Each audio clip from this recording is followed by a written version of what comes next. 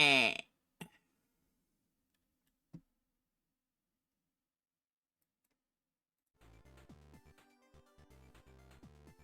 Eh.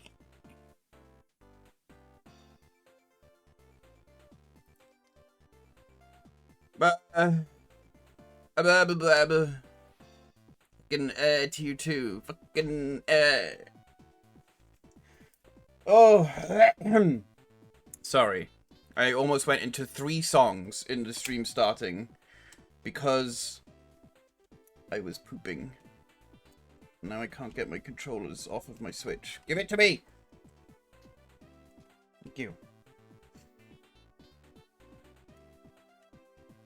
Oh, dear me.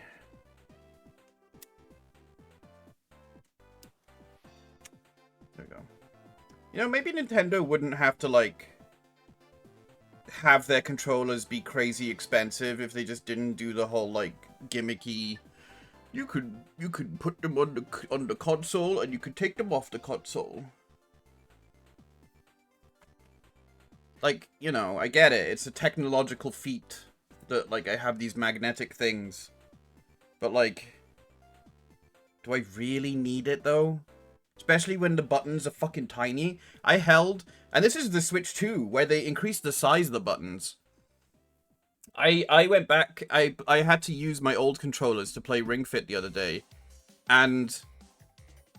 my fucking god! How did I even deal with the old Switch controllers?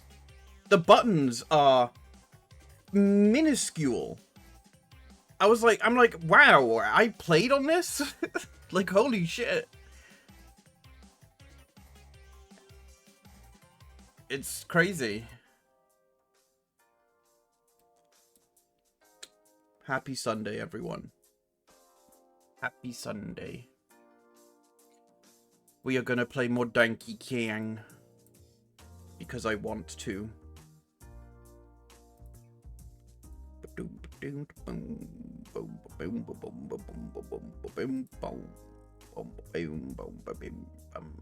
Right. And AGDQ is done as well. So don't have to worry about being spoiled for Bananza. Although they were a little bit silly with, like, having right at the end of the... I mean, they seem to do this every year lately. They have 2 games that people want to avoid spoilers for right at the end when they're trying to push to get more money. And it's like... I think this is why Super Metroid always worked really well. Because, like, Super Metroid's been out for, like... I don't know, like 30 years at this point. And it has the kill/save the animals thing. So, like, everyone's gonna be donating for that. And then also, no one cares about spoilers because it's so old.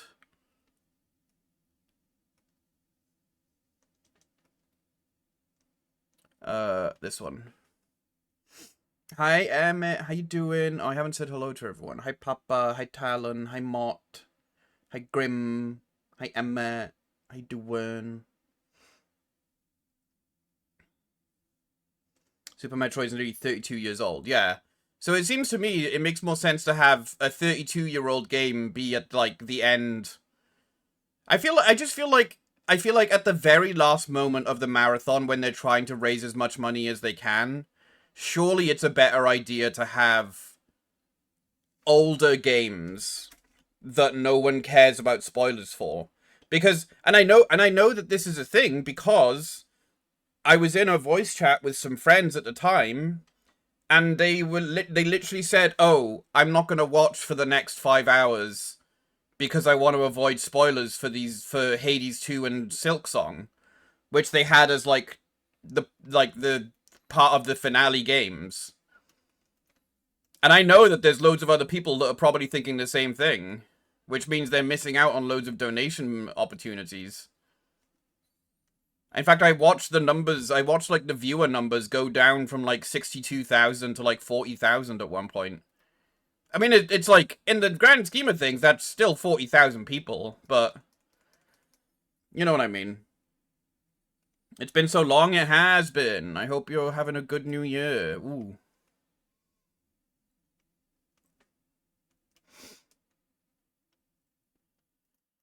I don't know, obviously they're allowed to do things as they want. But if I was thinking about... If I was on the committee of decisions, that would be one thing I would point out. Is like, is it a good idea to have these brand new games as the finale that loads of people aren't going to watch because... But I guess maybe it's like, you could make the argument that, like, the people that will donate aren't necessarily there to care about spoilers. They're there to donate. I don't know. No game audio? Why does it keep doing that? Why does... It should be. Why do I hear it. And it's set to output. I made sure to disappear off while Hades 2 was on. Still need to get on with that. Yeah. Hi Ray, how you doing? It's a weird double-edged sword of they want new games to entice people in to see how fast the new thing can be done. I guess so, but like, you could have that be like part of the opening. Wouldn't it be better to have that part of the opening? When people are still kind of like... Because then you get the people who are there who want to see it be done fast. But also then, you know, it's kind of like when people are still filtering in anyway. Because, I don't know, to me the more important thing is having as many viewers as you can to increase the chances of donations.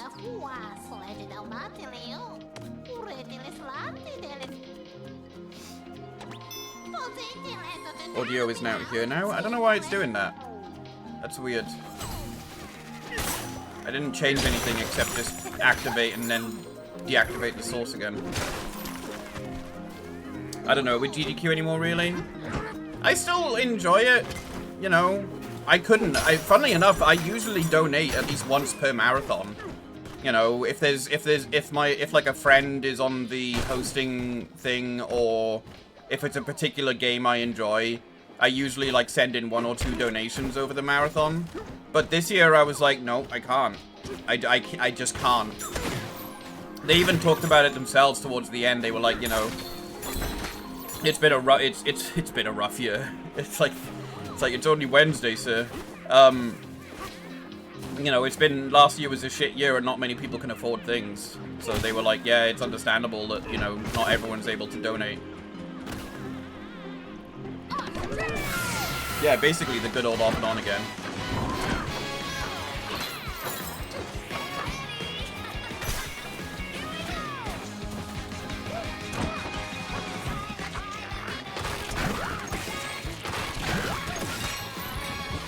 Buff ostrich.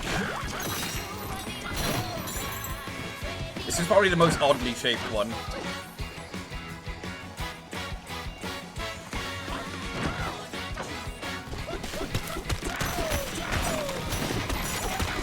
I don't know, I'm always an advocate for, like, speedrunning older games. Because I think older games have been around for longer, obviously. That, like, it's amazing to see the kinds of things you can do at this point.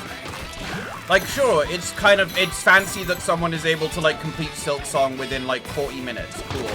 You know, it took me 85 hours, but whatever. But, like, I'm way more entertained by someone who is able to, like, completely tear apart, like, Wind Waker, you know? Using, like, weird, arbitrary, like, code manipulation shit, you know? Hi, Swoosh, how you doing?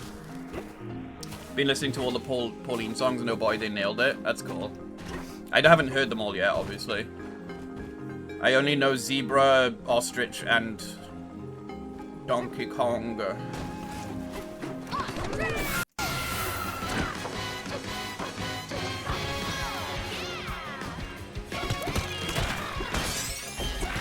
I said to you before, I missed the really old days of it being in a small conference room. So it felt like it was some cool classroom. Yeah, yeah. Yeah, it's funny, they had interviews with people, and some of the people they interviewed were like from like the old crew of of GDQ, and I was like, holy shit, I didn't even know I missed these people, you know? At the time, I didn't really think of them, you know, I was just like, oh yeah, that's just a guy on my screen. But like they like interviewed Darkman, and I was like, holy shit, you know, I completely forgot what old GDQ was like, you know?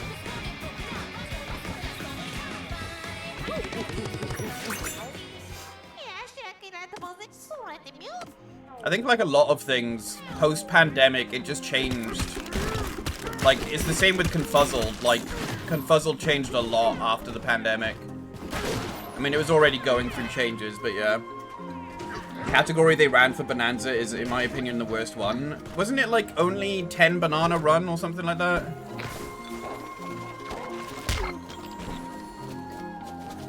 That's how some people are entertained. They like breaking the games and finding little glitches, finding out how it all works and how it can benefit a playthrough. Yeah, that's what I enjoy about it, you know? Little things are in the back of my mind, but I try not to think about it. But it's okay, we're here for you. We're with you, Zeus. Any percent is a bit of a naff run. Okay. Yeah, I didn't watch it again because I didn't want spoilers, so...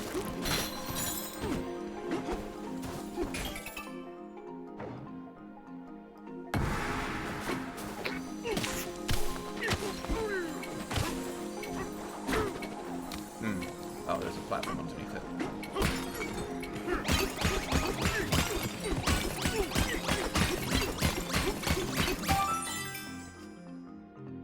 This game's version of Darker Side of the Moon from Odyssey. I much prefer the true ending run. Oh, okay. Well, yeah, I mean, it was the same with Silksong. Like, again, I can't really talk spoilers, but for example, their ending of Silksong is not what I would have considered the ending of Silksong. You know? But I guess that's all you can... And again, I think this is a problem with Silksong at its core, is that it's not possible to get a true ending without sinking a lot more time into it, you know? Sorry, I have a lot of qualms with Silksong after finishing it. I won't go into details, but my overall summary is that the first game is much more enjoyable. And I'm not usually the kind of person that's like, oh, the first game's better because it's the first game. I just think that the first game is just a lot more fun. The second game has... I can't get into it. Because otherwise I'll... No, you know what? I'm streaming. Why shouldn't I get into it?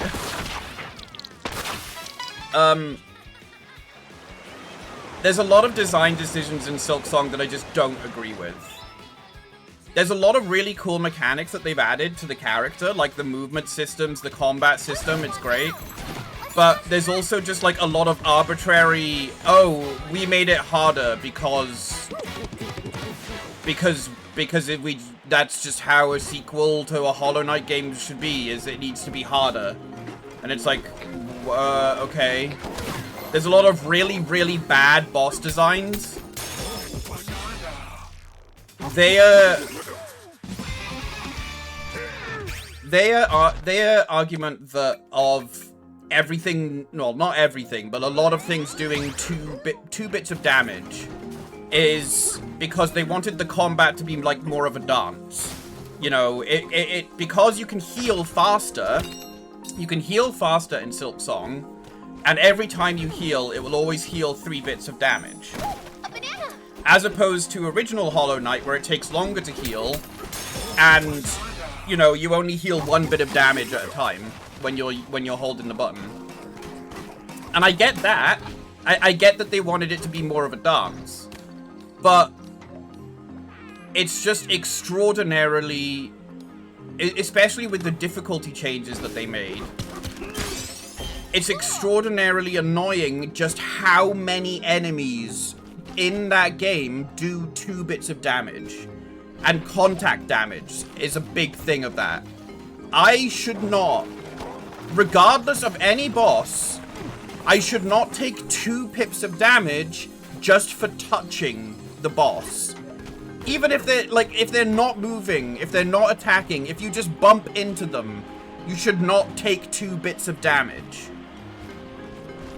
It's really annoying. The game is too big. It's just too big. And there are areas in that game that you pretty much only go to once, and then there's never any reason to visit them again.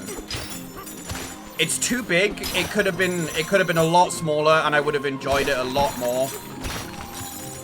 I would have liked less bosses that are just big guy who does slow but heavy attacks. I would have much more enjoyed the faster, more acrobatic bosses because I didn't suck at those fights because it fit with the combat. Whereas the fights that I sucked at the most in that game were the big, slow, heavy ones that, like, summon enemies and do shit tons of damage.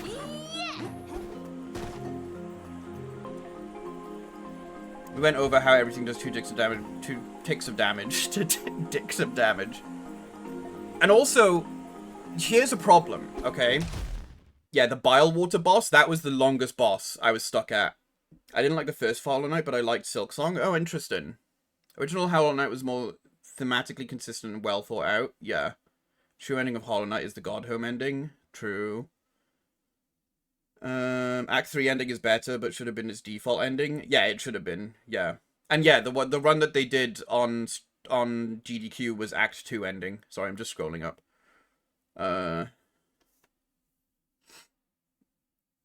Here's a design problem. In the first Hollow Knight, when, let's say you are collecting the things as you come across them, you collect 4 of the mask shards. That's cool. That's great. That's an upgrade. You get an extra bit of health, and that immediately makes a huge difference. In Silksong, you start off with 5 health. Most monsters and enemies can do 2 bits of damage. So, let's say, on average, you die within 3 hits. You get a health upgrade. Now you have 6 masks. You still die within 3 hits. Because it's 6, you know? Oops, I dropped my controller. You have to get 8 mask shards for there to actually be any sort of upgrade to your health. And then after that, you've got to get another 8 mask shards if you want another upgrade to your health. So it kind of makes... It doesn't make the upgrades feel like an actual upgrade. And healing for 3 doesn't help. I don't know, it's just like... I just don't think they needed to... I think the game just would have been a lot more enjoyable if they didn't do the whole... Oh, well, you know, we wanted it to be a dance, you know, we wanted you to be on the edge, but then, oh, you suddenly can bounce back because you heal 3. I don't think it was as well designed as the first game was. I think it was a mistake. And I think there was probably better ways that they could have balanced it. The first runbacks in the first Hollow Knight I hated. Oh man, I hated the runbacks in Silksong. The runbacks in Silksong were some of the worst ones, especially for that fucking Bilewater boss. The Bilewater boss in Silksong was a fucking horrible boss with a horrible runback. That was the point where like, my mood on the game really started to change. I also did not like the nail, but appreciated the different fighting styles in Silksong. Yeah, I appreciated that they had them. I like that there was a choice of different combat styles. And don't get me wrong, there was still a lot in Silksong that I enjoyed. You know, I loved the visuals, I loved the music. I really liked Hornet's movement. I really liked her movement style, and there was a lot that I really enjoyed. I think most of my critiques just comes from a place of, like, everyone... Like, God forbid you leave you leave a not recommended review. I mean, no one can really do anything. I guess it depends whether you care about internet points or whatever. But, like, there was one person, they left a really well thought out well-written, like, well-critiqued review that was a not recommended review in Silksong, and intentionally or unintentionally, the comments were left open, and apparently they had to literally close the comments because they were getting, like, harassment from people, because I guess they didn't like the popular game that you know, the general public, like critique etiquette it's obviously on the internet. It's gonna be, it's the skill issue comments. Most of it is like skill issue, but then there's the odd person that doesn't seem to understand or be able to disconnect. Like, hey, just because someone didn't like the game or doesn't recommend the game to someone, it doesn't mean you have to, like, verbally assault them on the internet. I think I have talked about this. I think I remember going down this rabbit hole at some point on stream. So, okay, I don't feel as bad that I haven't talked about it yet. But yeah, I don't know. I think my rage from it does come from that place of, like, I guess wanting to go against the flow a little bit. Yeah, I remember now. I think it was when I was playing Hi-Fi Rush.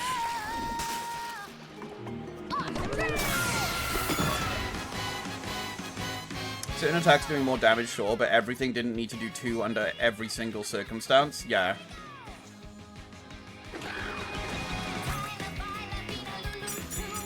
Play the first game. I just think the first game is more fun.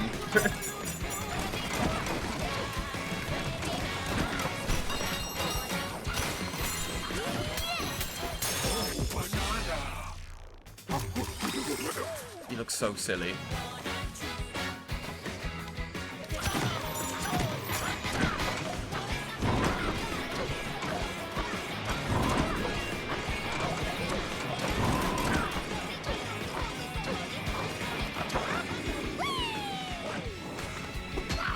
Can't break it.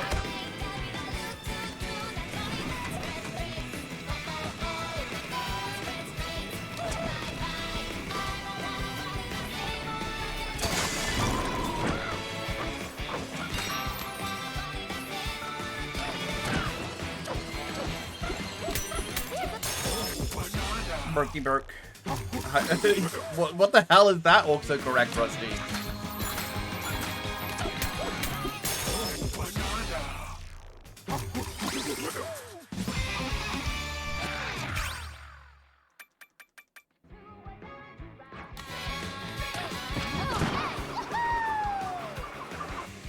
Yeah, my phone has been auto-correcting a lot of stuff to...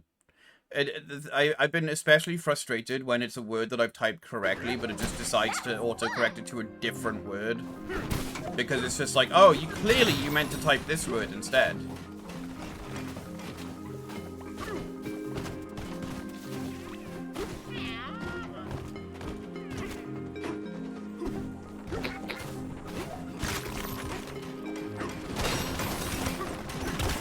I get so upset with autocorrect.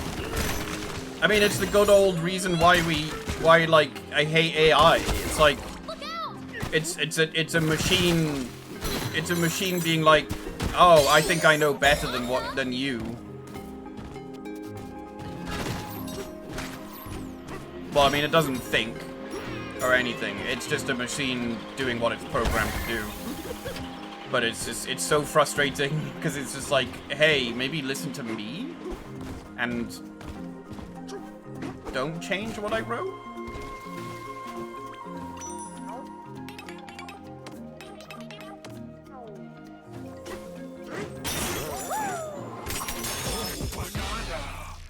I'm quite proper with my text, contractions and everything. My phone will just sometimes just, it's fine. I can't think of what, but, like, there's been times where, like,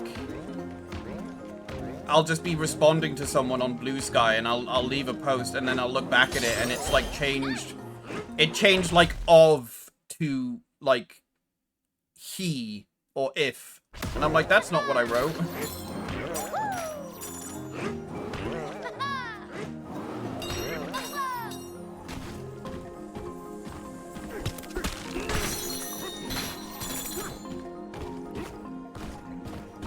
AI is literally in everything now, from Google searches to buying any new tech. Yeah, it's awful. Yeah, I've been using DuckDuckGo, and it is... As much as DuckDuckGo is like, oh, you know, you can turn off our AI and have image search results that don't have AI in them, they still have AI. Like, I try to do, like, the good work. You can... If you have AI image search turned off, but you still come across AI images, you can report them as an AI image.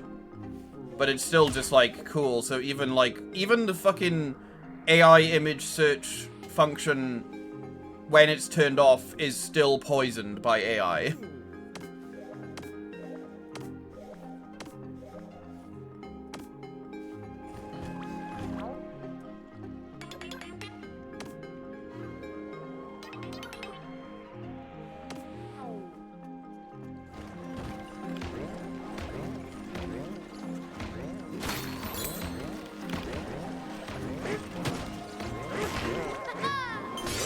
By the way, prepare for her to do that every single time I do a big jump.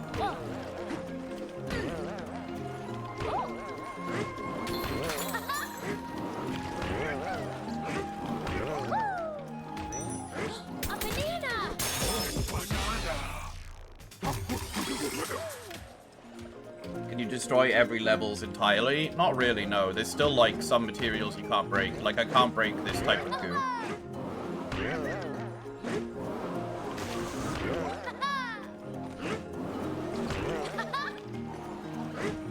But you can break a lot of stuff.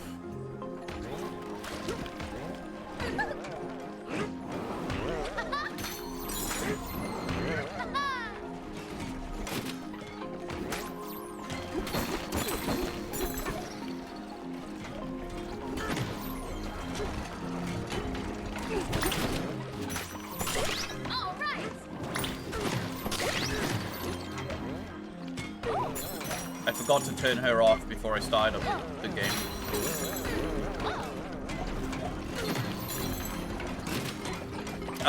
Stuff reloads, I think, if you, like, travel from one layer to a different one. But you can also, yeah, you can reset terrain from the menu if you want to. Otherwise, it saves it. It keeps everything as it is. You can do it, DK! You can reduce the level entirely to the unbreakable parts if you want, but it does take a few hours depending on the level. There you go, then. There's not really much reason to, aside from if you just felt like it. Or if you wanted to just get lots of money.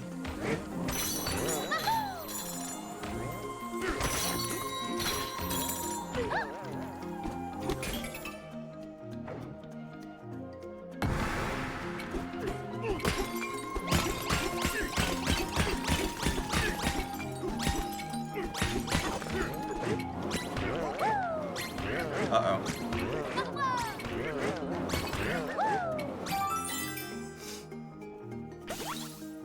Do you even spend that much? Not really, no. I think most of my money goes towards the hideouts that you get. Well, there are achievements, sort of. If you go to collection and then smash in stats, you get money per, like, this. But I think once past a certain number, you don't get money. So, like... Oh, there we go. In the top, it tells you. So, like, past 10,000 meters cubed, 50,000 meters cubed, and 100,000 meters cubed, you get money.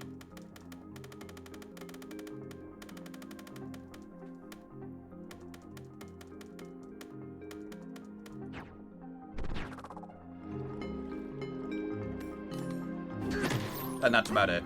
Oh, and also there's some NPCs will give you bananas if you, like, destroy a certain amount. Like, there'll be, like, one NPC per level that will be like, I'll give you a banana if you destroy 30,000 meters cubed of this type of thing. Like, I'm pretty sure this level's one is to do it with the vines, thorns, things.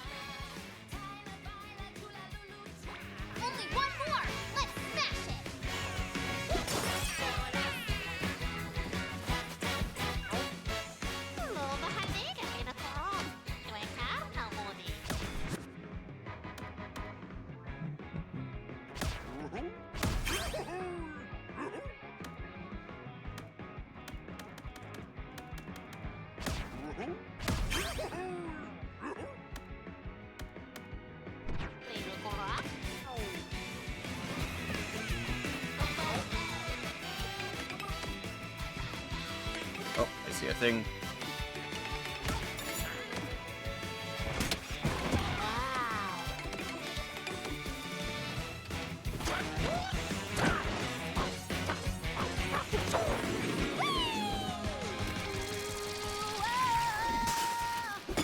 Let's go. Oh.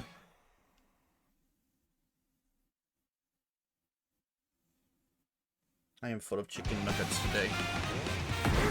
I cooked chicken nuggets and chips.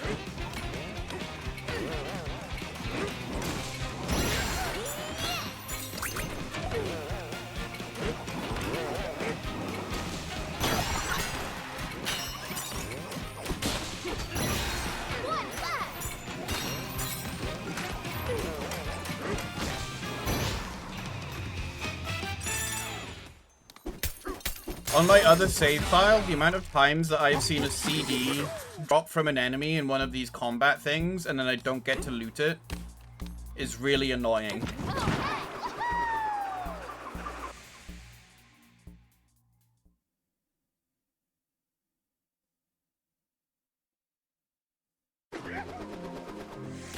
What an adventure!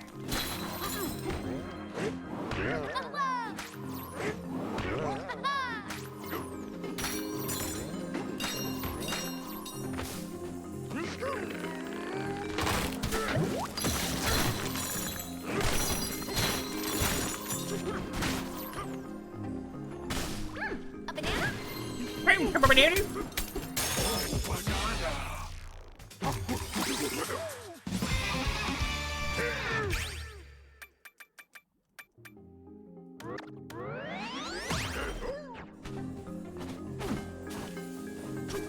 Up the baby.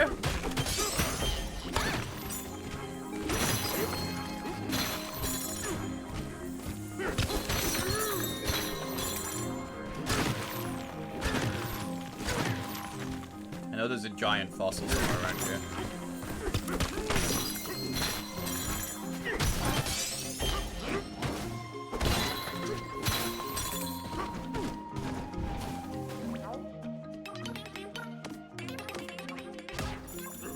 All the naughties. Yeah, you get the beavers and the...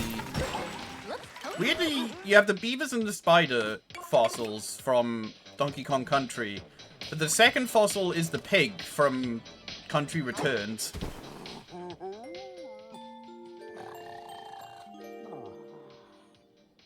Oh, my teeth. DK, you are awake? Oh, that I'll needs tell to you take my what medicine. But you have to promise not to laugh at me. Oh, I will.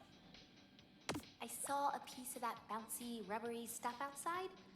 It's kind of pretty, so I picked it up.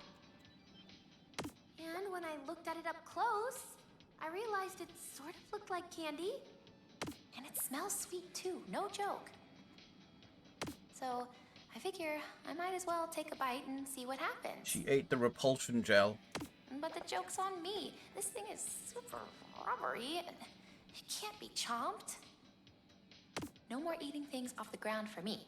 I'll leave that to you, DK.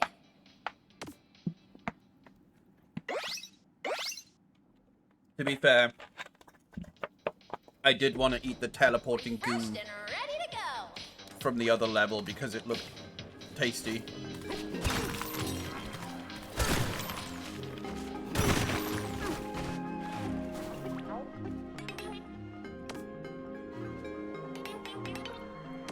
I see one of them.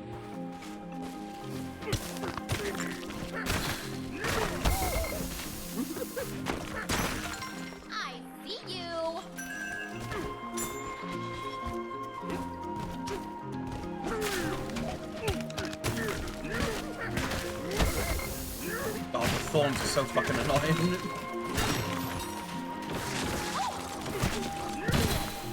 I mean, that one's not even hiding.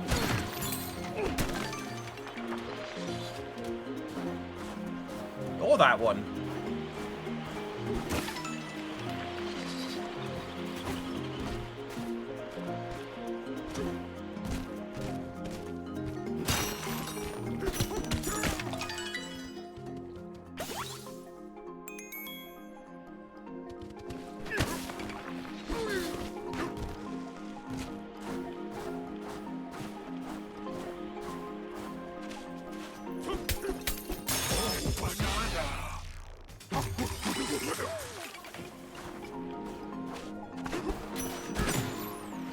Alright, where's the giant fossil?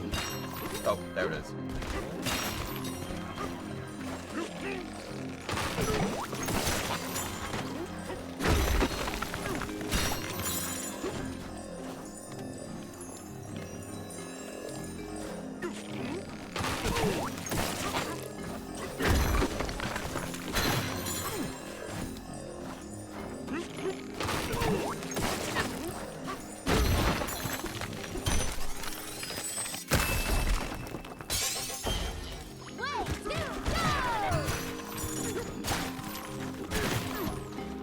Oh, a banana.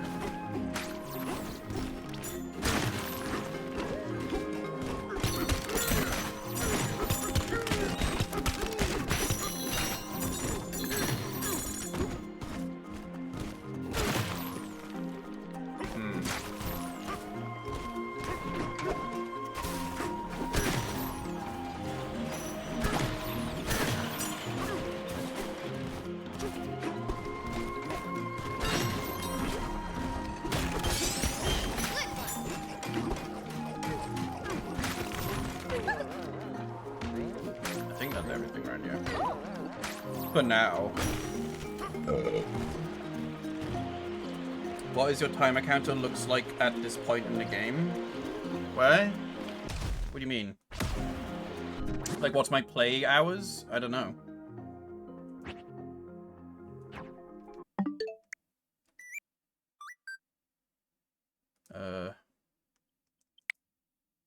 25 or more. But bear in mind, I've gotten further than this on the save file that I was playing off stream. So technically, I've been playing the game twice.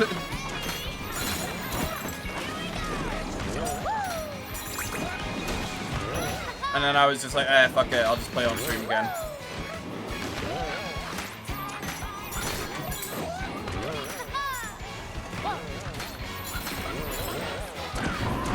Plus, you can get through the game pretty quickly if you want to.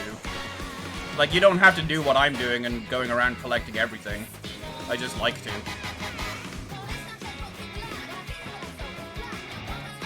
It's like Mario Odyssey in that sense.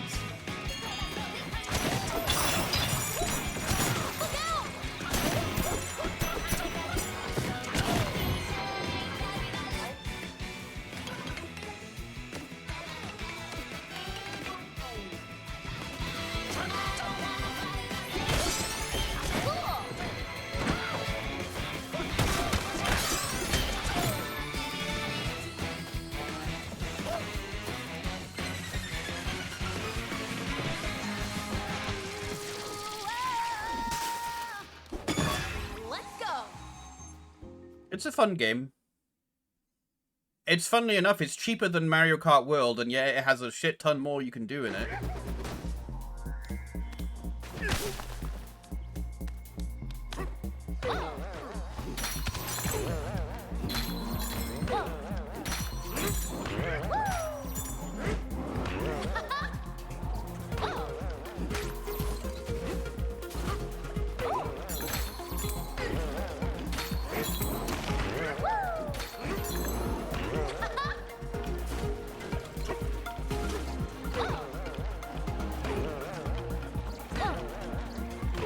Yes, I know. I'm bouncing, Pauline.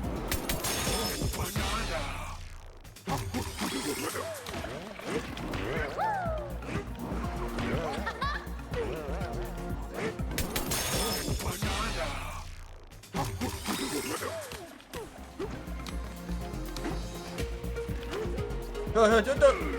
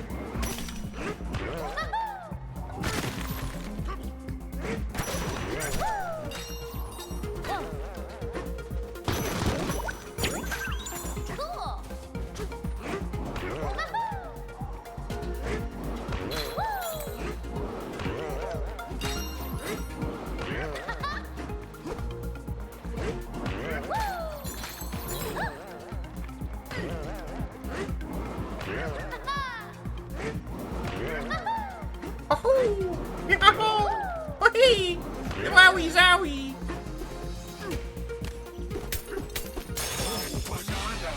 Hawaii was and ZA. Yeah, the more time that I've spent not buying the new Hyrule Warriors, the more I'm kind of like not feeling it. I've heard it's more fun than the second one, but I'll tell you why. I'm so tired of the same Hyrule. Four times now. You know? Like, and especially because they didn't do anything that I was hoping they would do with it in Tears of the Kingdom. Like, they didn't make it majorly different. They didn't have much, like, I was, like, so excited to be like, oh man, I can't wait to see what's different in the map, you know? And there was nothing different, you know? Everything was pretty much the same. And Age of Calamity, I was like, oh, cool, you know, it's before the war and all that. This will be interesting, and it was okay. So Age of Imprisonment, I'm just like, oh, cool, it's the same Hyrule again. I'm just like, I have no interest in it anymore. I've heard it was good. I have heard that, so that's, you know, that's great. But I'm Hyruled out, I guess. Of that specific Hyrule.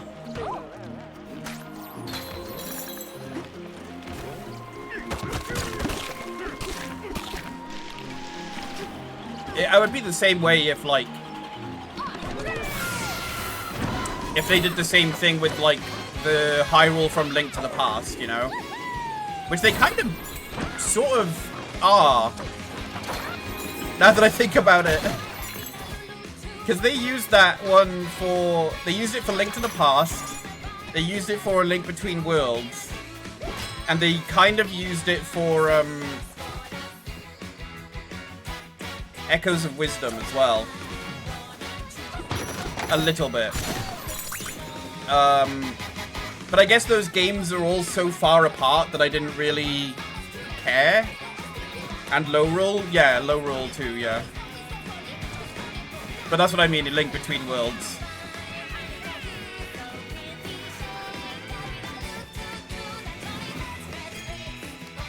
But yeah, because those games were all so far apart, I didn't really notice or care that much. But like all of the Zelda games, you know, recently it's just been like, hey, it's Breath of the Wild Hyrule again. We heard you like Breath of the Wild so much, we put it in your games 4 times. There's a banana.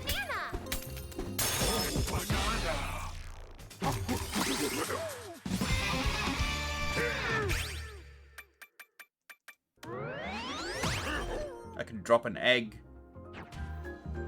Switch games has been a lot of exploration games, yeah, and I'm a little bit fatigued by it, I think. This one I don't mind because it's like not as much. The levels aren't as big. It was the same with Mario Odyssey, you know. Mario Odyssey I was like, oh, it's fine because the levels aren't like super massive fucking huge. You know, they're not like Ubisoft maps, you know. Like, that's the thing. I don't understand how people are able to, like, buy and play Ubisoft games like one after the other. I'd be so fucking tired of those games by now. Because, like, every Ubisoft game is a huge fucking map with, like, oh, go around and collect these things, you know? And we haven't had a DK game in a while. Yeah, but I guess I kind of think of this as more of, like, a Odyssey game. It's Odyssey disguised as DK. But I do love DK. Hey, DK, I was just thinking about the Eggshell Hotel. It's so fancy. The furniture looks really nice. Plus, there's a garden and a pool. Like, even the animation, there's a store guy in this game where you can buy... Luxury. You know, like how in Odyssey, you can buy moons from the merchants, and they do this animation where they, like, take it out of their pocket and then, like, hold it up for you. You can see that the merchant in this game has the exact same animation, even though it's, like, it's just a rock stone thing. And I'm like, oh, they literally just imported that over from Odyssey.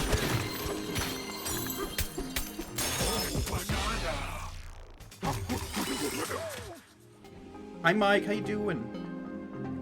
I can handle at least up to 3 Ubisoft games in a row, and that's just the Ezio collection.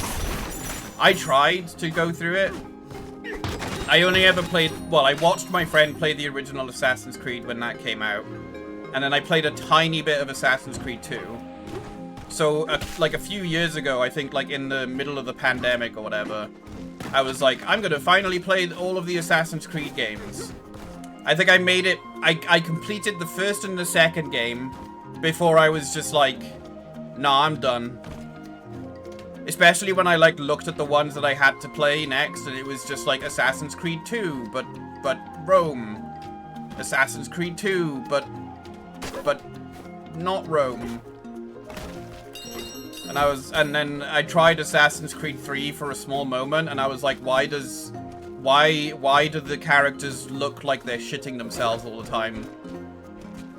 And I was just like, nah, I'm good. I think I'm just done.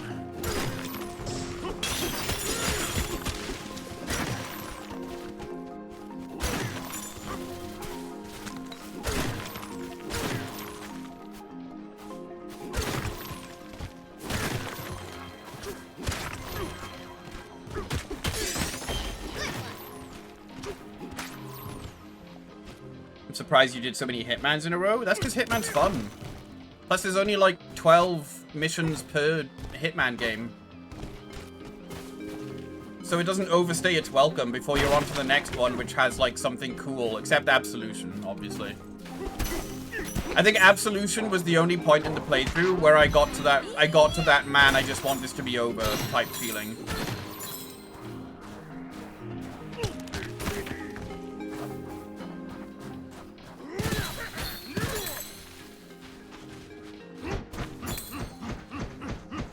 I've been playing the latest RPG games they made, like Odyssey and Valhalla, which are fun if you think of them as spin-offs to Assassin's Creed. I have heard that. I heard that that's where they actually kind of started getting a bit more fun. I think I have Origins? Is that the one that's in Egypt? Actually, I have like all of them. People like kept gifting them to me. I think I have like Origins, Odyssey, and Valhalla, and I only touched Origins for like 2 hours, and I'm like, I can't remember who gifted them to me. And I'm kind of like, why did I actually add them to my wish list or something? I can't remember.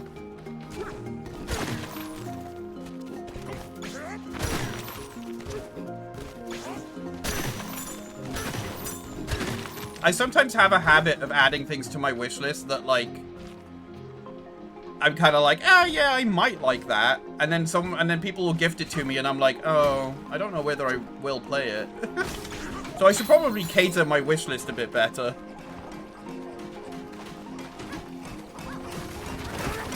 Was it you that gifted them to me, Mort? Nice one.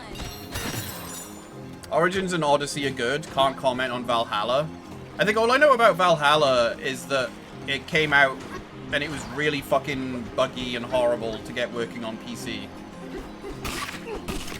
Which I just feel like that's most modern games on PC now. That's never changed. Like, in all the years that I've had a PC that I can play video games on, that's never changed. Games always release in horrible states on PC.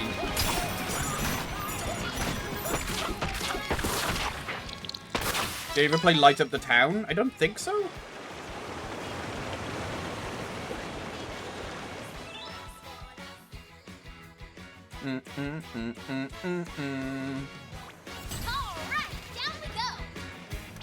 Oh, but I see a thing over there.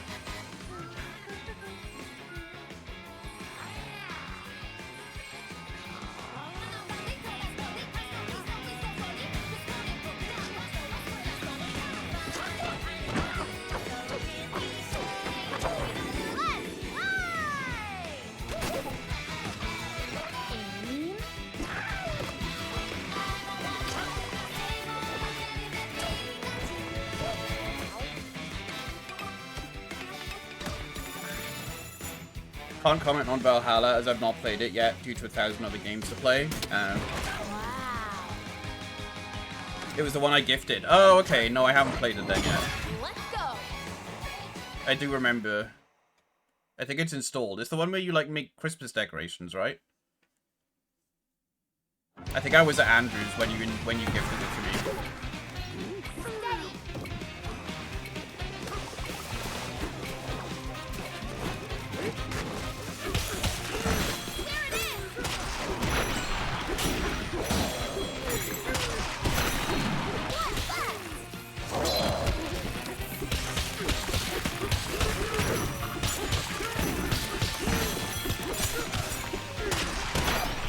Look, see, there's a CD, but I don't get it. Why?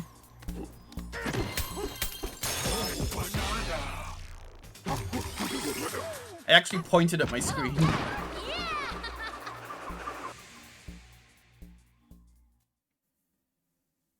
As a ferret, that's adorable. Ferrets are so cute. And we're back.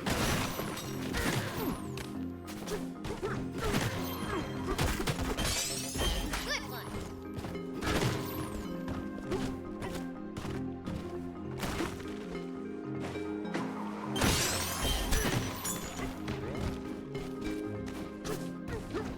I have not bought you any of the Assassin's Creed games. I'll have to check then. I'm pretty sure I can check in my emails or whatever.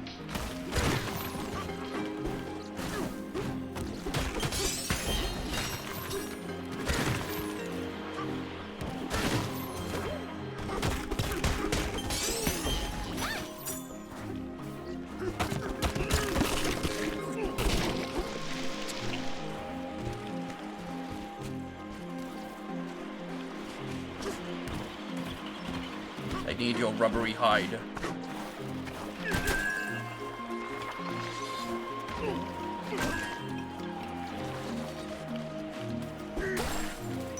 Hey, a banana.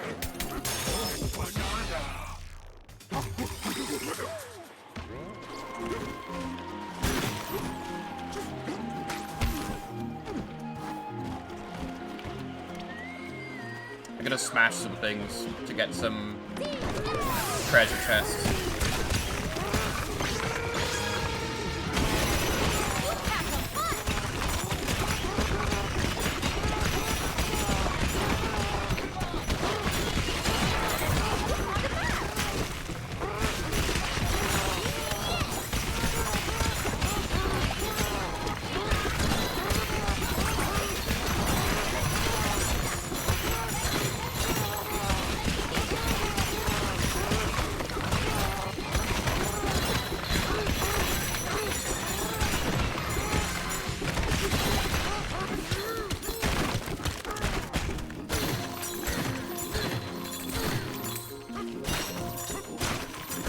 Okay, smash!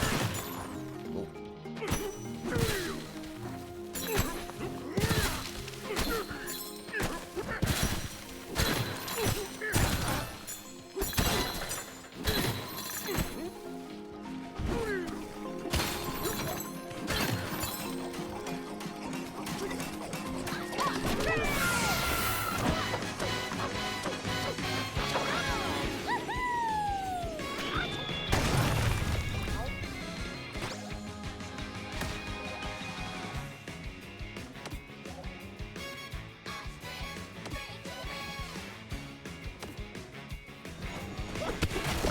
how fast the specials regen, honestly, I don't even think about it. I never have to, like, bother worrying about it. They regenerate pretty quick.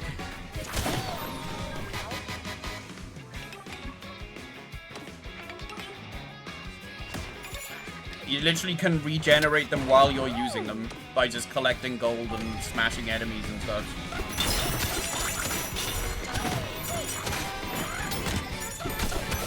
Can't see it, but they're like right behind me.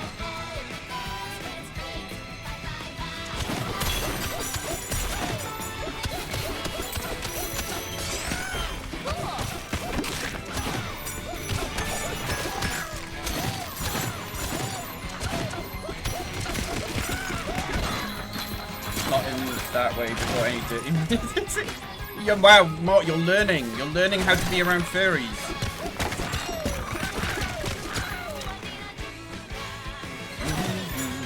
Where the fuck did this guy go?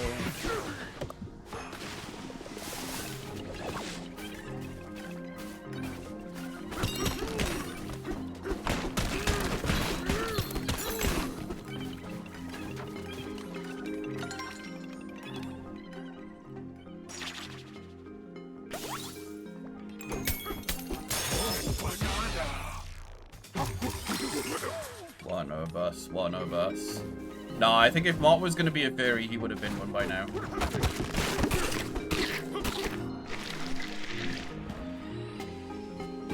He is very hairy, though.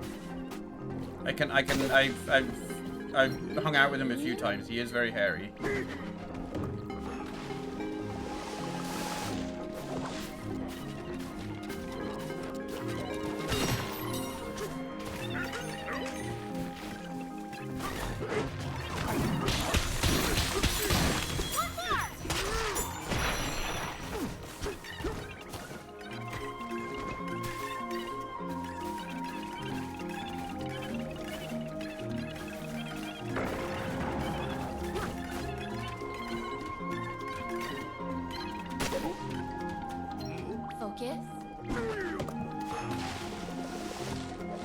Can confirm, yeah.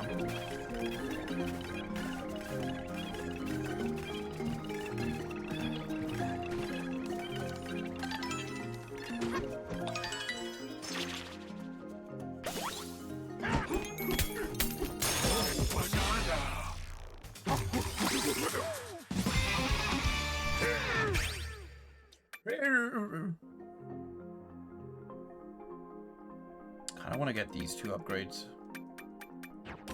I'm somehow like less upgraded on this file than I am on my main file. Oh, well, I mean, I haven't done the ice area yet, so that would make sense. I did them the other way around on my other save file. I did ice, then jungle. Whereas this one, I'm doing jungle, then ice. And then that's pretty much as far as I got in my other save file.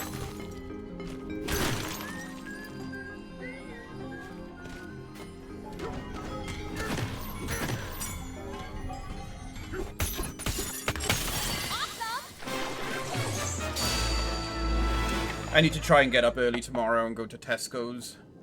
Is Tesco's on a Monday quiet? It's probably quiet, right?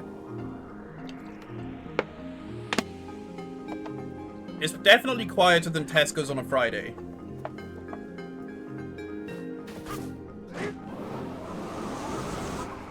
Usually, depends on the time. Probably middle of the day. Yeah, I'll probably aim to go there at midday. If I actually, like, wake up on time. The poisony area.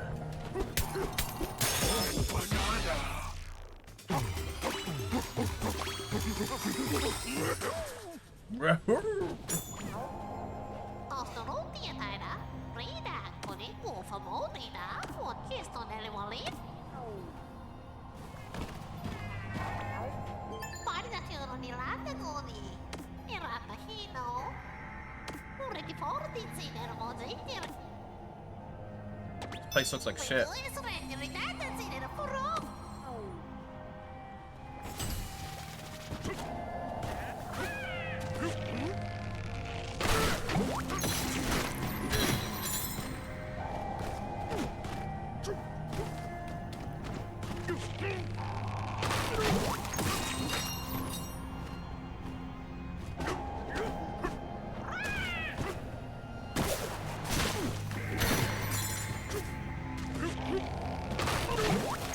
Might be a bit busy with the lunch rush depending on the... No, no, it probably won't be. Not the one that I go to.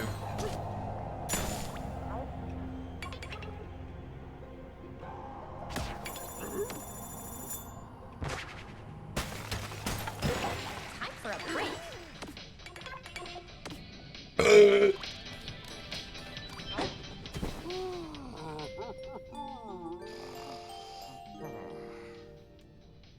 Hey, DK, you awake? The thorns here look scary, but the flowers on the same vines are so pretty. How does that old saying go?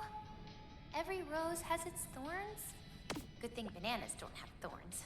It would be much harder to eat. And not for you, though. Your appetite can tackle anything, DK. Good night.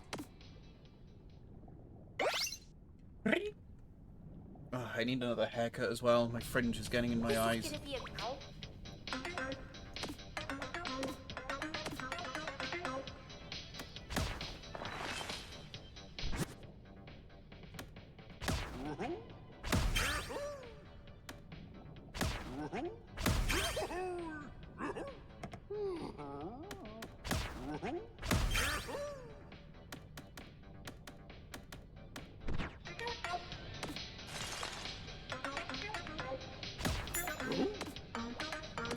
CD.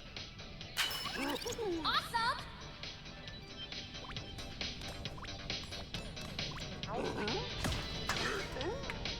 Multiple times a day, just like me. For real, for real.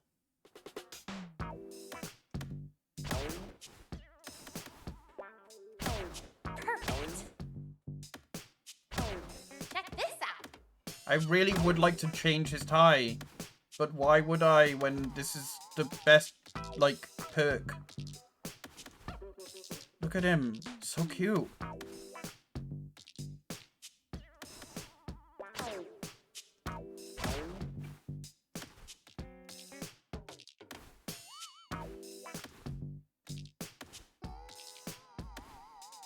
Yes.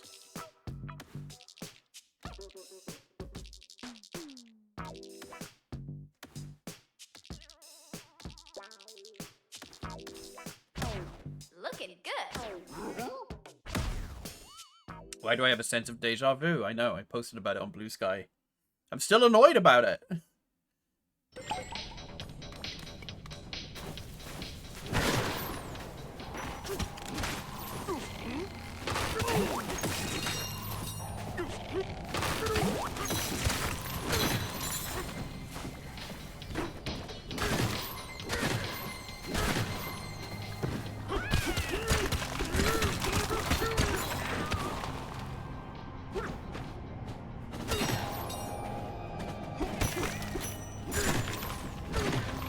Customer service is hard.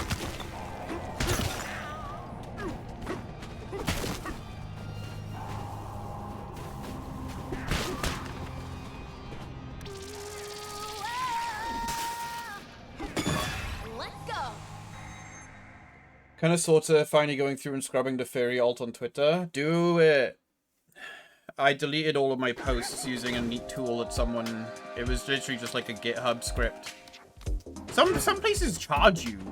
Like, I looked it up, like, the best way to, like, delete my tweets. And, like, nearly all of the main results are just like, oh, pay a subscription fee. You can literally do that shit on PC for free using a script.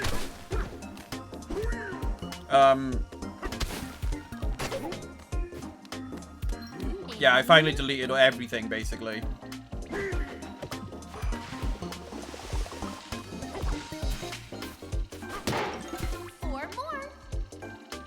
It's just kind of crazy that they just have...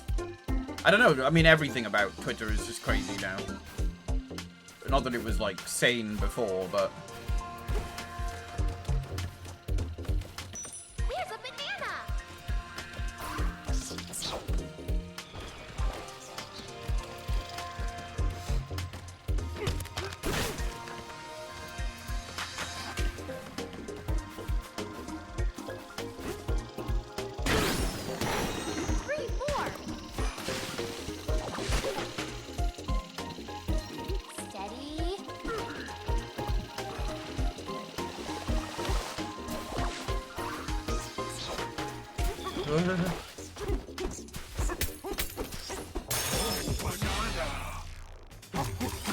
scrapped all my personal OCR pieces. The rest is all game screenshots, so whatever. That's fair.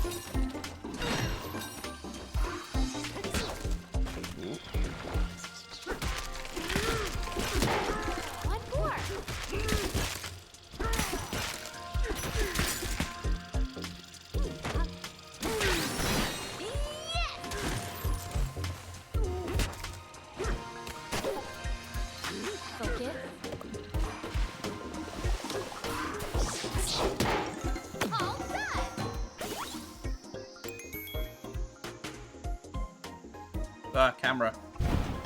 Oh, thank you.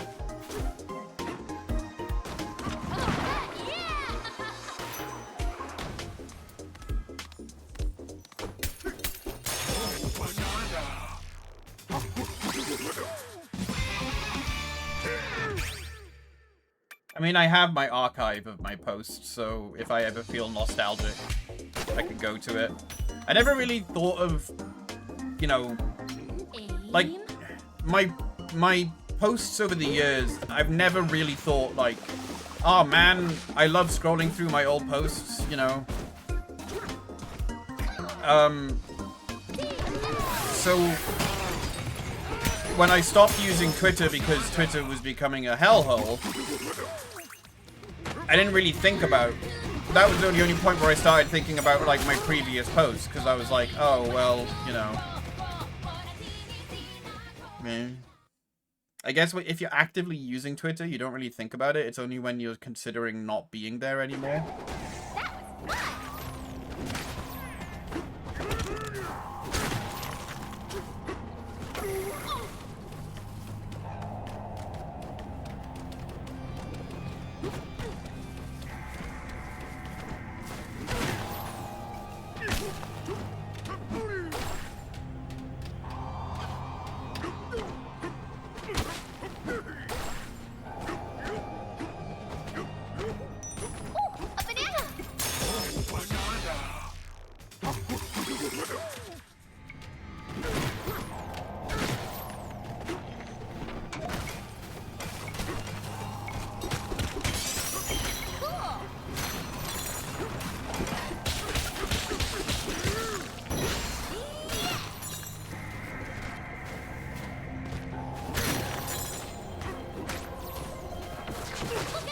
I wanted to grab that, not punch it.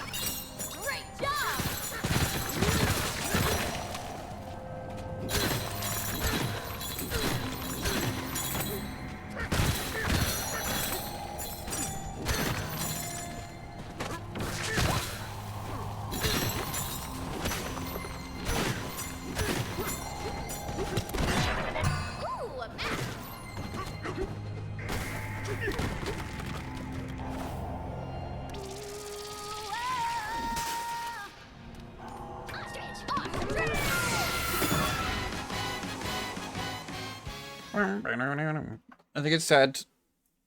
Twitter used to be pretty okay until someone had to ruin it all. Yeah. Well, I mean, I don't know, like... Twitter was always kind of a bit shit, but, like... It became so much shittier, you know? I remember, like, early on when Musk took over... Oh my god, when... Remember how funny it was early on when Musk took over? And, like, all of the things that was just, like, really fucking stupid. And just made it so obvious how stupid he was. Like, giving the ability for, like, anyone and everyone to have a check mark And then, oh no! Who could have thought that this would end up in chaos? And impersonating people.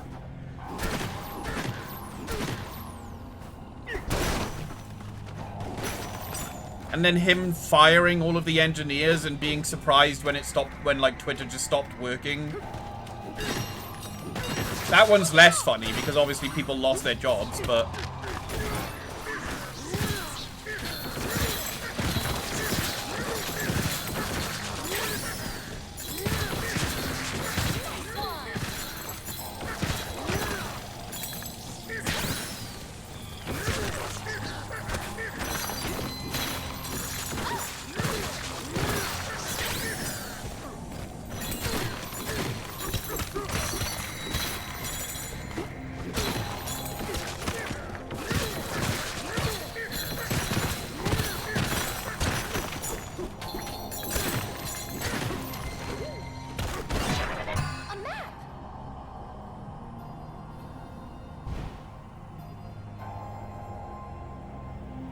When he embarrassed himself mocking a disabled engineer who actually turned out to be pretty important to Twitter. Yeah.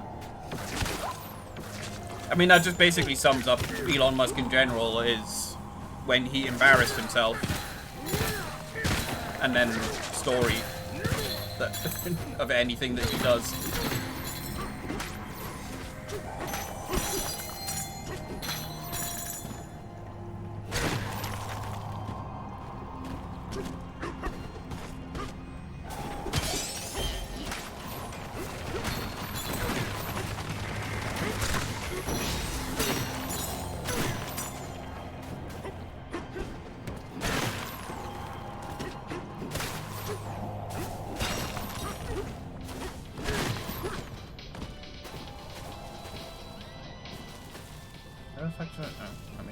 I can be a bird. Whoa, okay.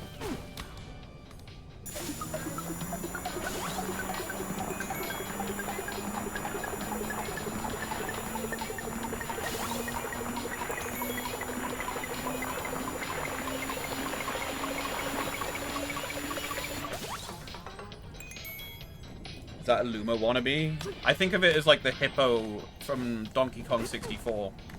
Because DK does the same animation that he does when he's like throwing the bananas at them.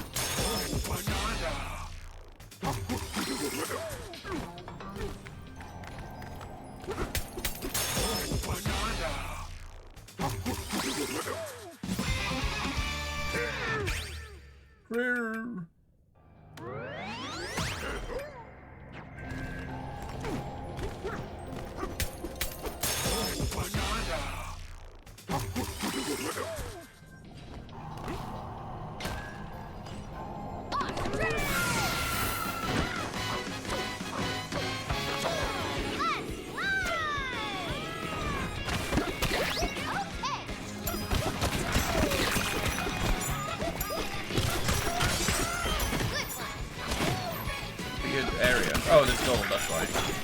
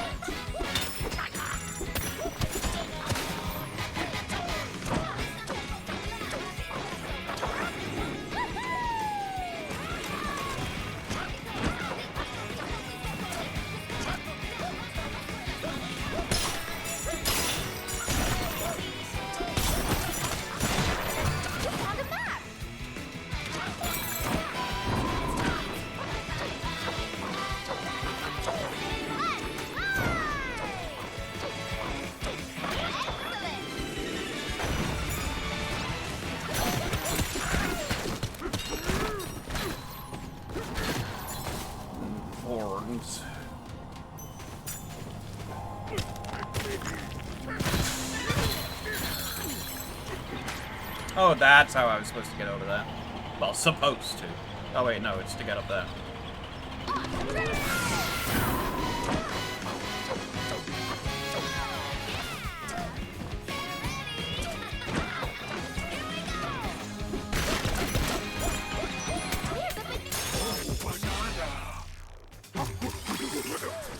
Those layers look huge. Which ones? Like that? Yeah, but that doesn't reflect the actual area. Or does it? Well, I mean, most of it is poison, so I guess they are quite...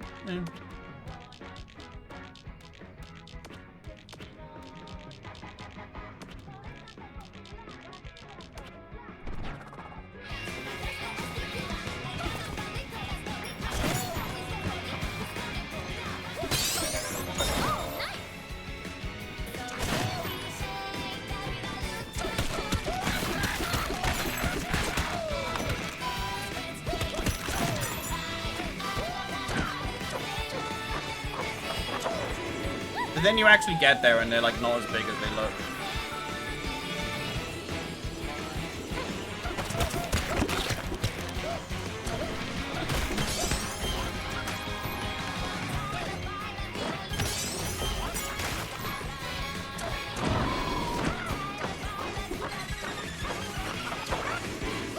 How many floors does each layer have so far? It kind of varies depending on the level.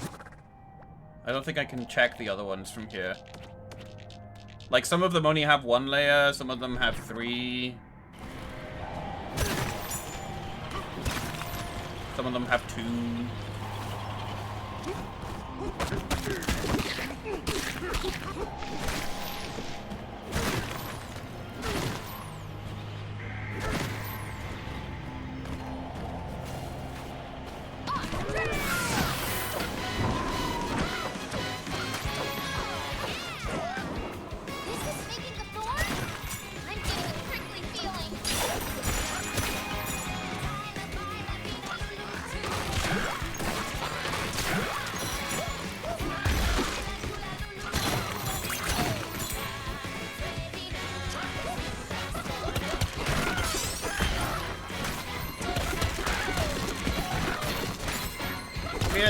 Give me the chest.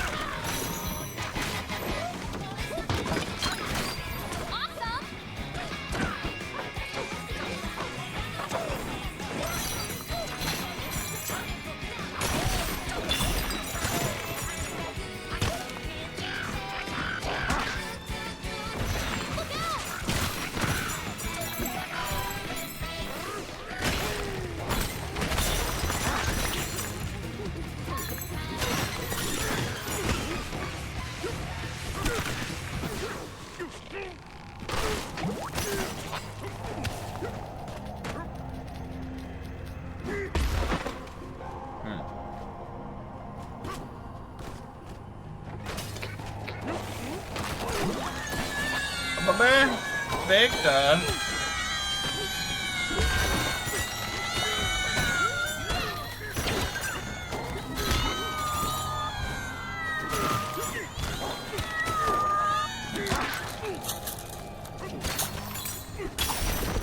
Hi, Victor. How was Valheim? Did you have fun? I'm assuming it was with Zexion and Evan. Did you get angry at each other?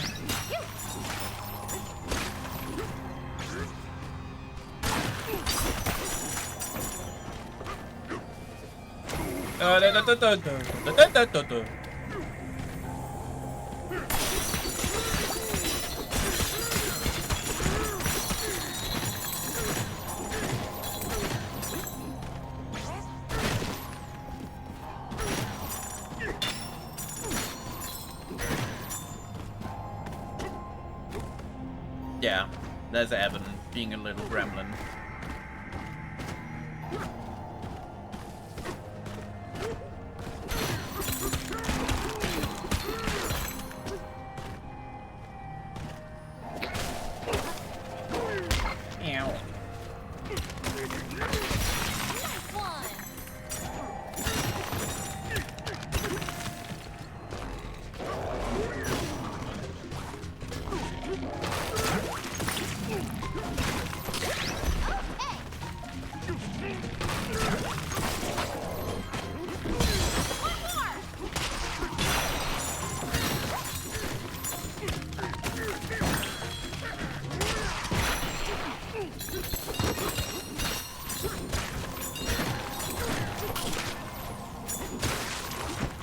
Finally got the next boss down and got to the next area. Oh, nice.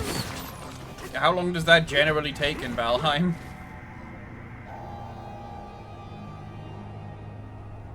We were with Zex, Evan, and Kaz. Oh, nice. I hope you all played well together.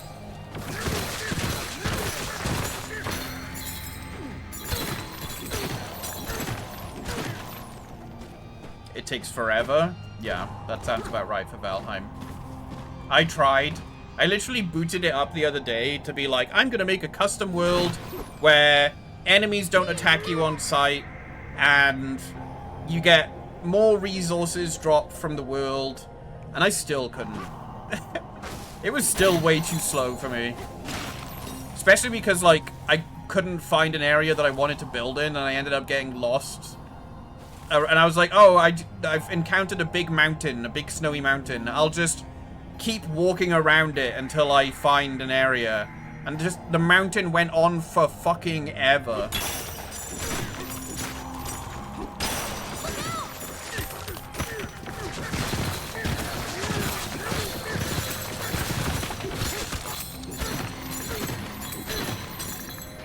You have to love the genre of game Valheim is to want to play it. I mean, I love things like Grounded and Abiotic Factor. But the thing is, those are actually, like, designed levels and maps, and they're fun to explore, whereas Valheim is just random generated big.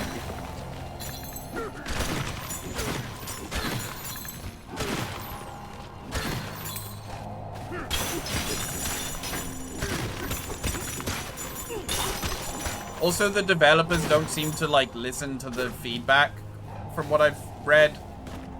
I don't know if that's true or not.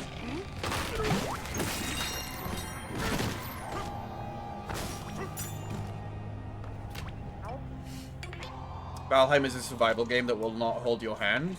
I mean, most survival games don't. Grounded was fucking hard. Took me ages to get used to the combat in that, but once I got it, I was great at it.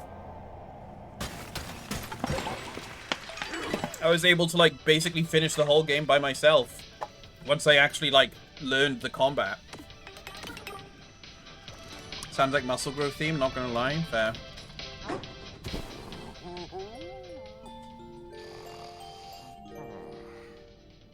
I played through the forest. That was fun. I just think there's something fundamental about Valheim's So, isn't it weird that grindiness that I don't vibe with. Because I love the visuals of it. I think it's a beautiful game. Never mind. Good night. And there's also in other ways, whereas Valheim just drops you in and says go. And yeah, I guess. It's like Minecraft in that sense.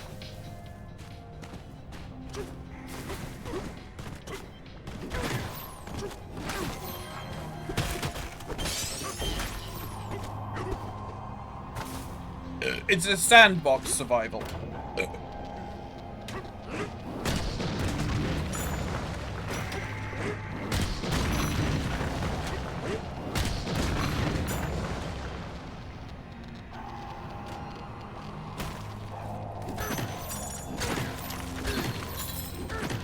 It was making like a I thought that was like that noise. I don't know if you can hear it on stream. It's like the noise of like mobile phones near a speaker.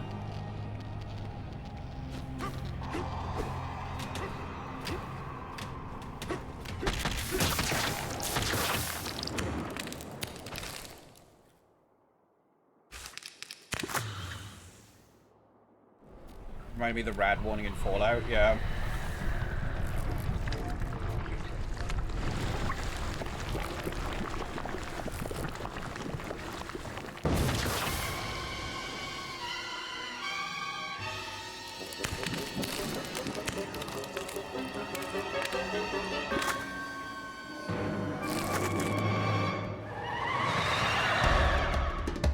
Abracadab, yeah.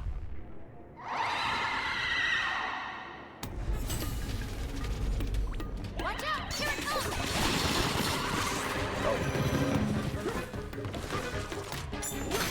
Use the vines to get across! Yeah, alright, I figured that out.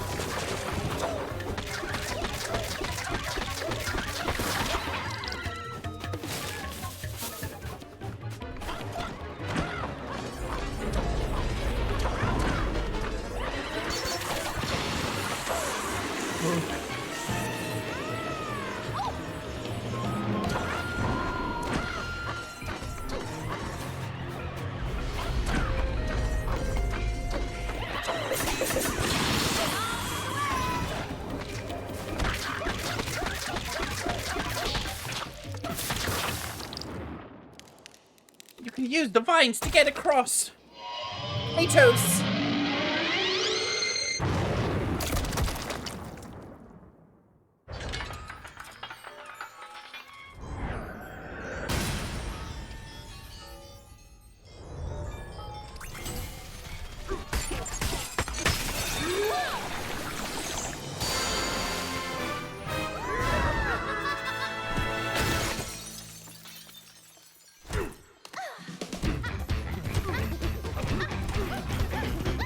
I love him so much.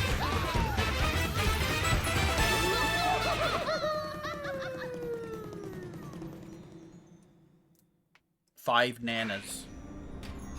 I want to get all the other nanas in this area first, though. Which I think I got most of them.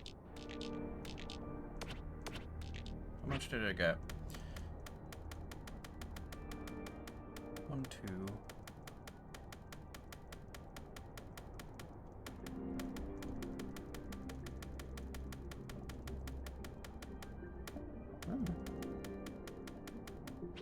Oh, I only missed 3 of them. Okay. What about the fossils?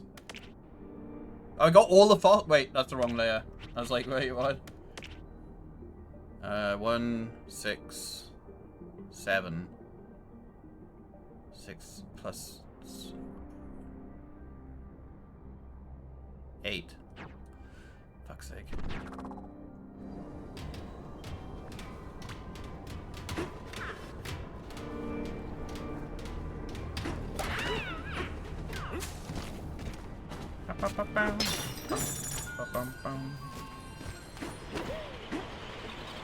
Yeah, I pretty much got most of them.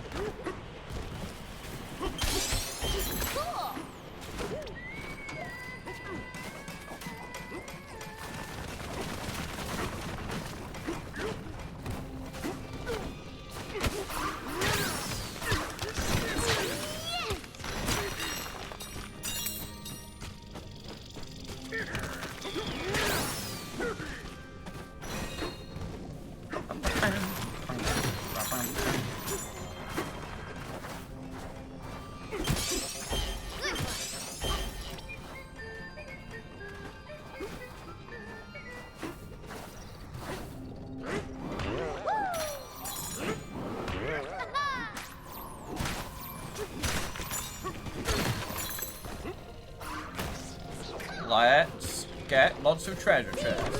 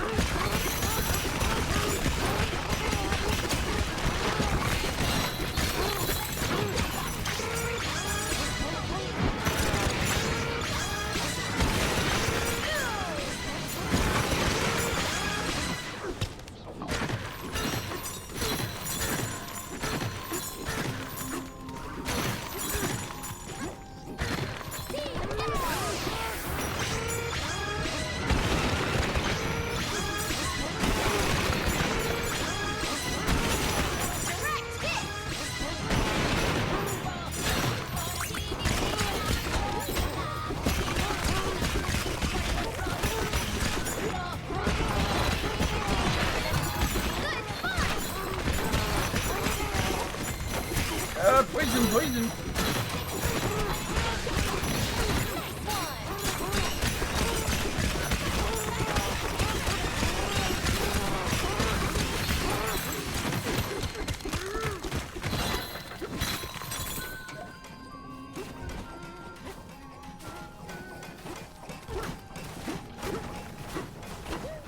Basically the way that you get free maps. You can buy them from the vendors as well, but if you just go around smashing the shit out of everything with this tie on, you'll eventually just get the locations.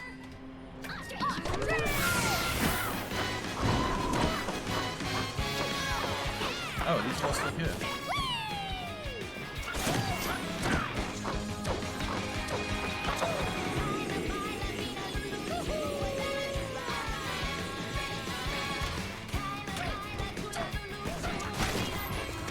I don't know how I missed that one. Great job!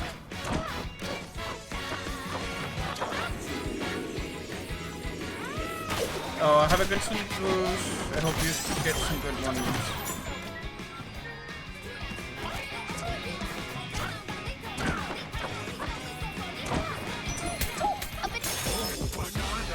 Still trying to find all the purple coins in Odyssey, and it is, yeah. The good thing with Odyssey is that usually they group the purple coins together. So, like, if you're missing, like, just a couple, you can usually find a guide.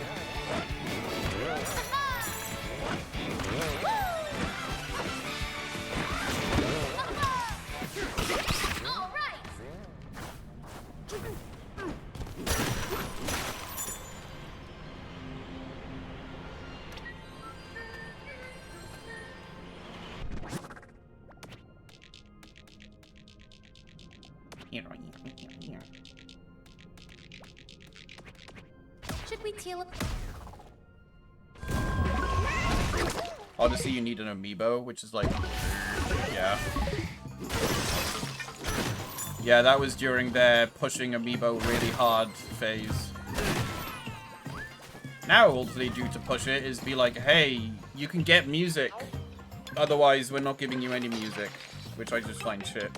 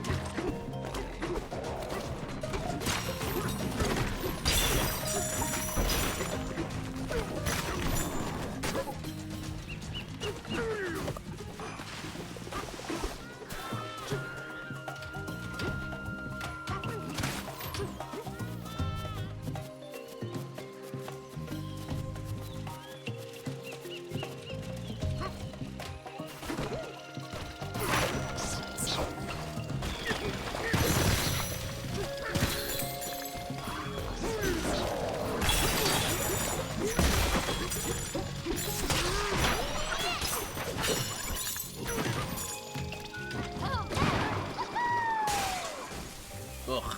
Every time I see her, I'm just like, ugh.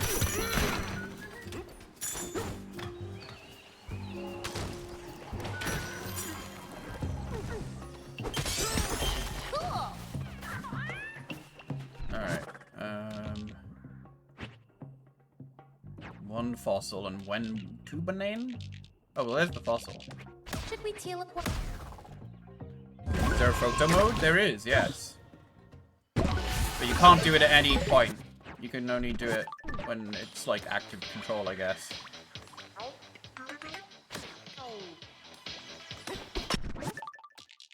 Like that.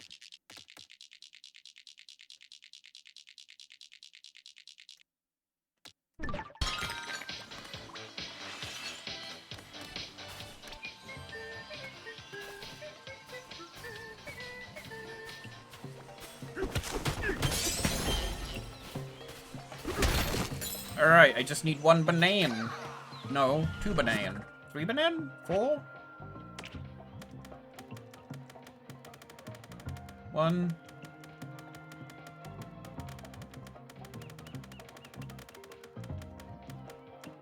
One banana.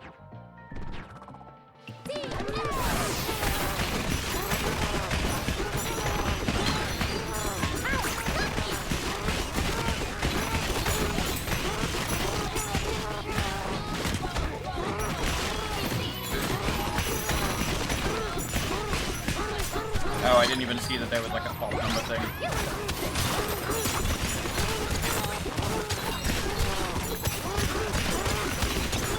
I don't think it's the one to buy it from a shop though. I think I already got that one.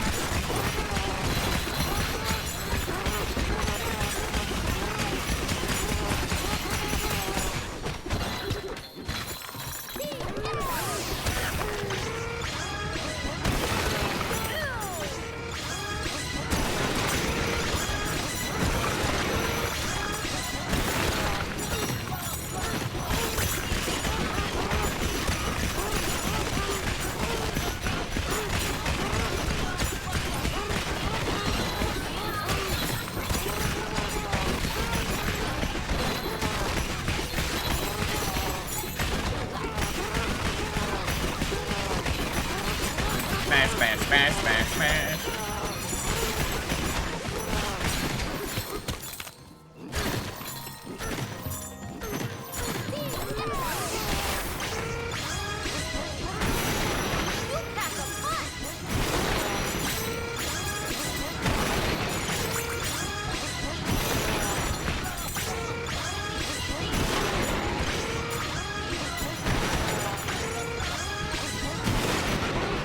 I might just end up buying it. It doesn't seem worth all of this destruction.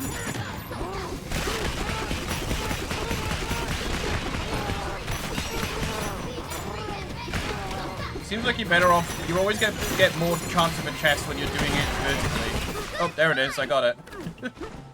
Alright, where is it? Over there. Wait, did it? Oh, it's just under the ground. Okay. Should we teleport?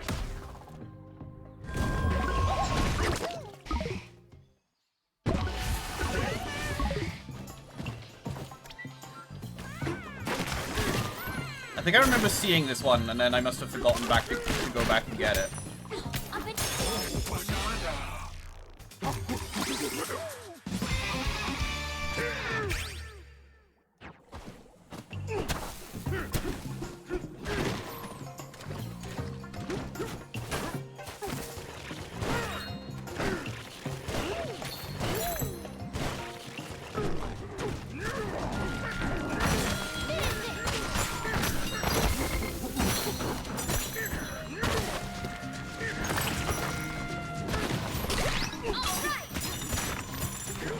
So much gold.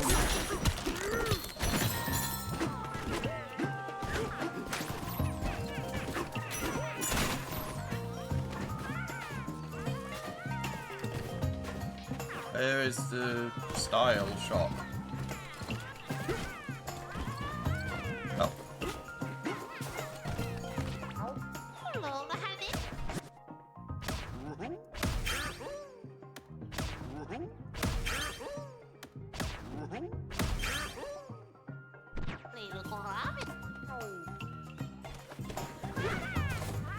Alright, now we progress.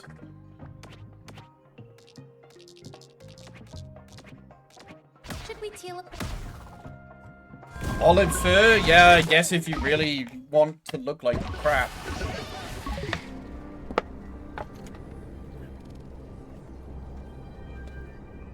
I'm almost out of Pepsi Max.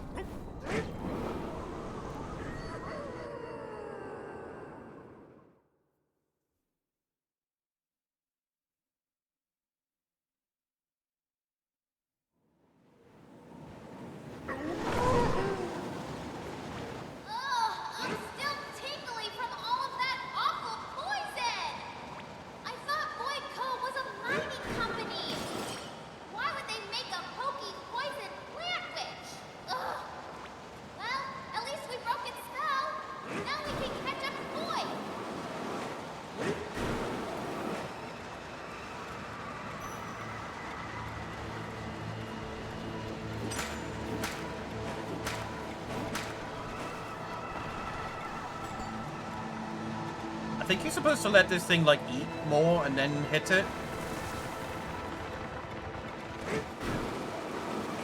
I don't really know.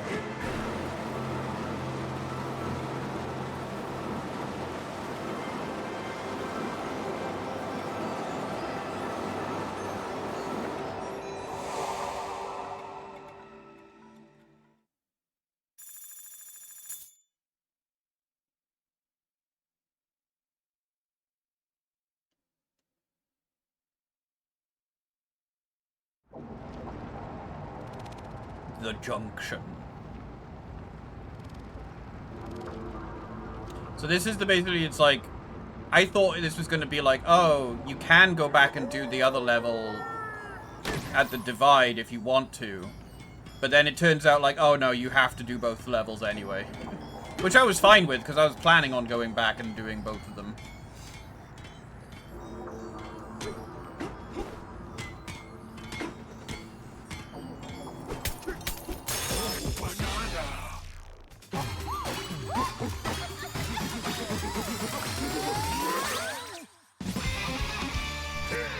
It's like that point in Mario Odyssey where you can choose if you want to go to this level first or that level first.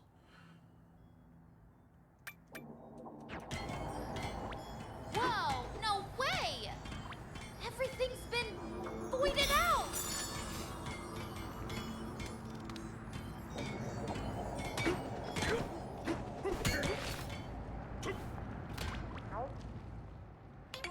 You're not trapped, thank the tones. There was a bridge here, but it sank under the weight of this purple metal. Destroy that strange device over there, the bridge should return. They're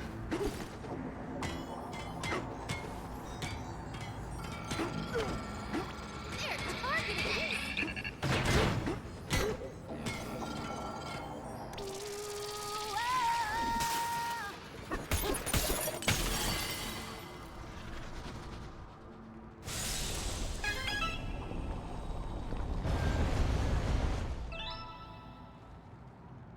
Let's head there.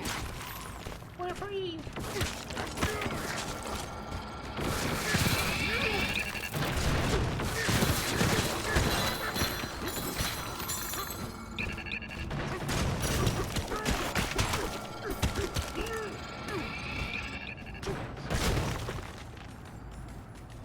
Hey, a banana!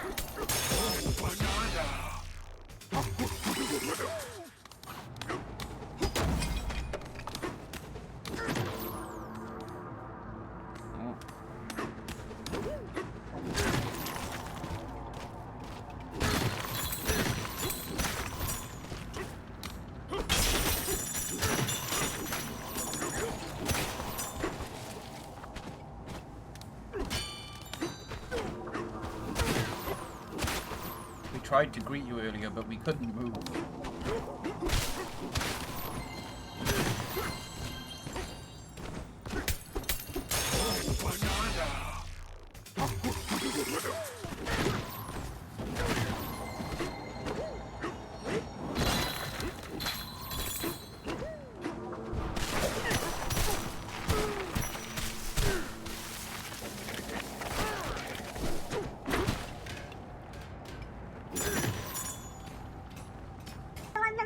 That's Void's machine, Hey, right? Pain! Why isn't it moving?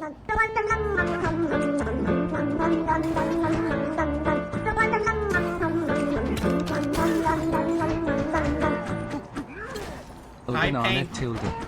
Oh, banana. Hi, Pan Pan. Thank you for the visa for 58 months. How you doing, you sweet man? Sweet man.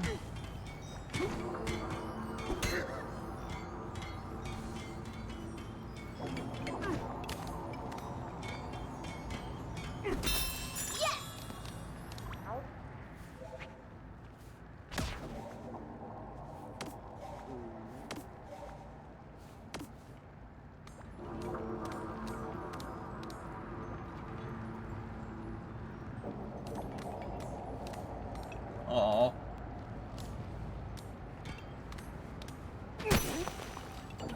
Aim.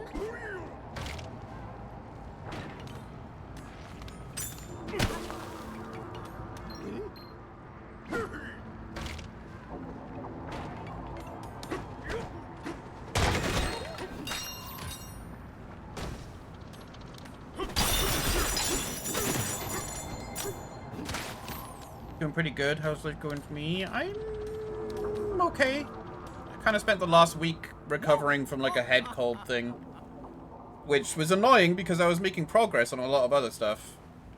So now it's just kind of about trying to find a way to get that energy back, I guess.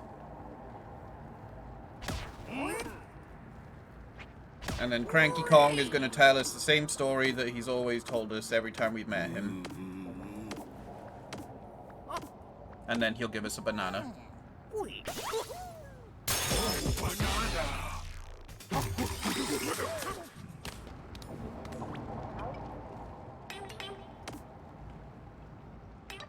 Strange devices coated the bridge in purple metal. It got so heavy it sank below.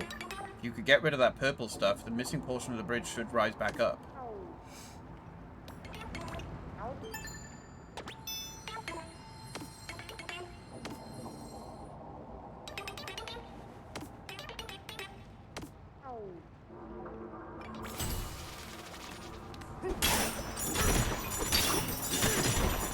I reckon I could fly there.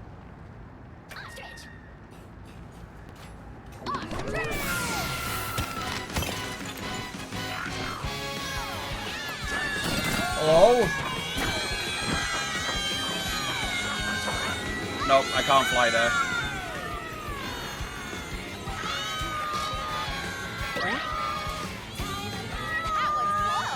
Hello, Kinsect. How you doing? Welcome in.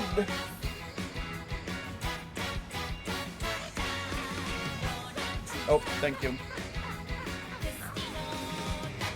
You were doing art. How was art?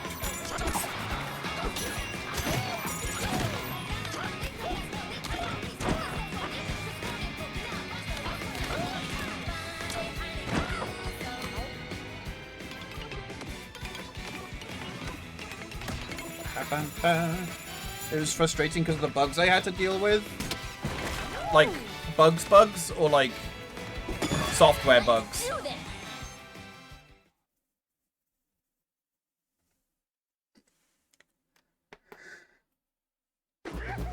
Software bugs? Oh, so not the good kind of bugs then.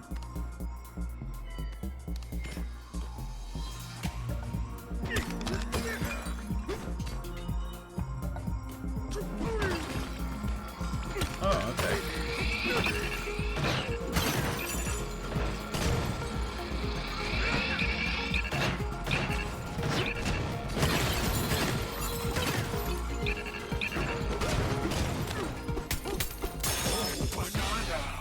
I was visited by a few good bugs. That's good. That's good to hear. Well, thank you for the raid. Oh, excuse me, sorry. Oh.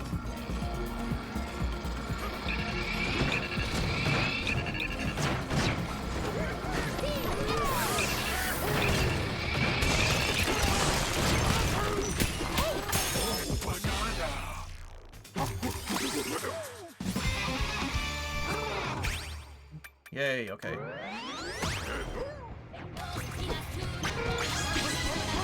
Oh, are you kidding me? I managed to fall through that in one exact hole.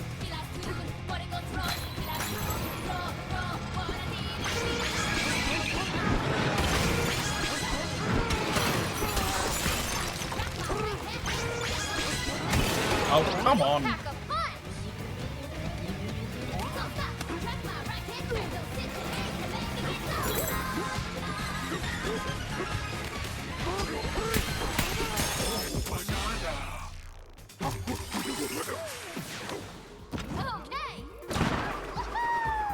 In the hole.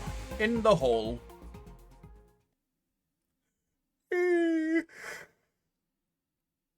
Oosh.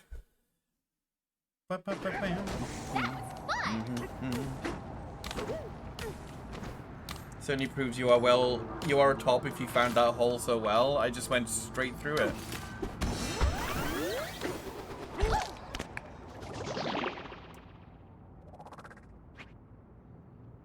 Alright, so we gotta go to here now.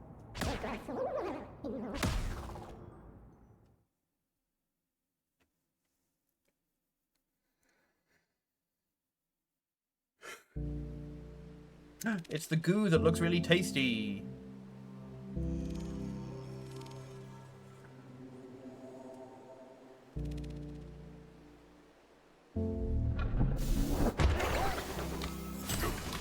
Hey, we're back here?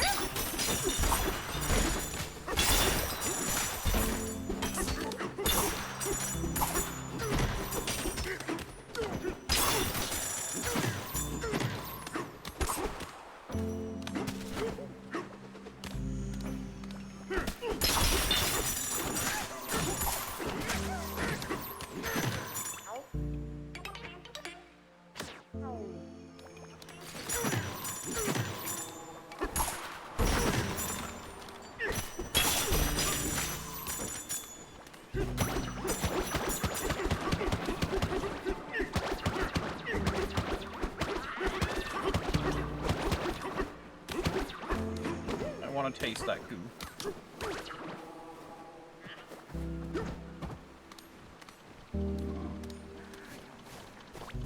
Let's go a different way this time.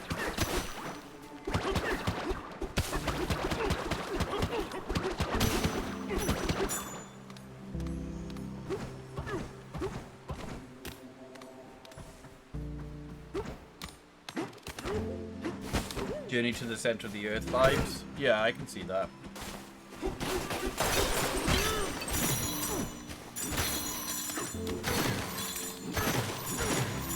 Gold.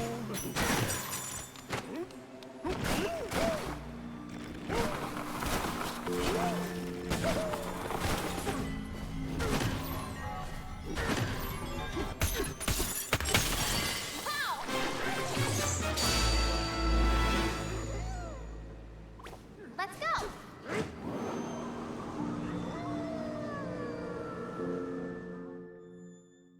Hi, Leon. What's wrong?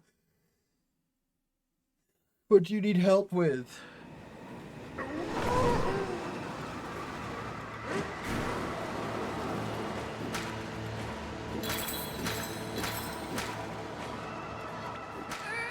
Wherever this goes, it's gonna be cold.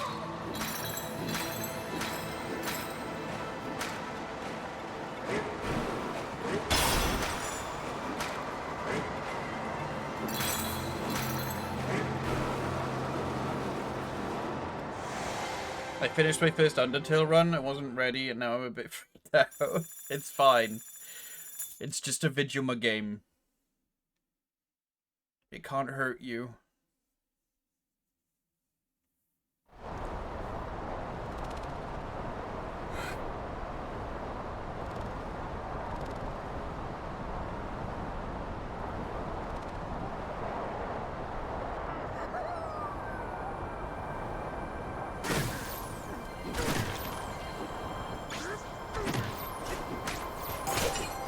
It's ice cream level.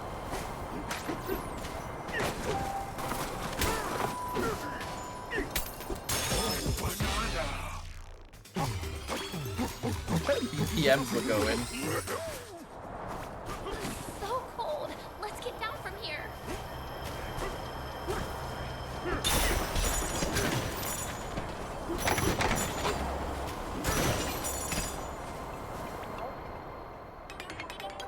Put on a stunt show. This is a great spot for snowboarding. On your peep is that big slope. It's a perfect spot to try this out.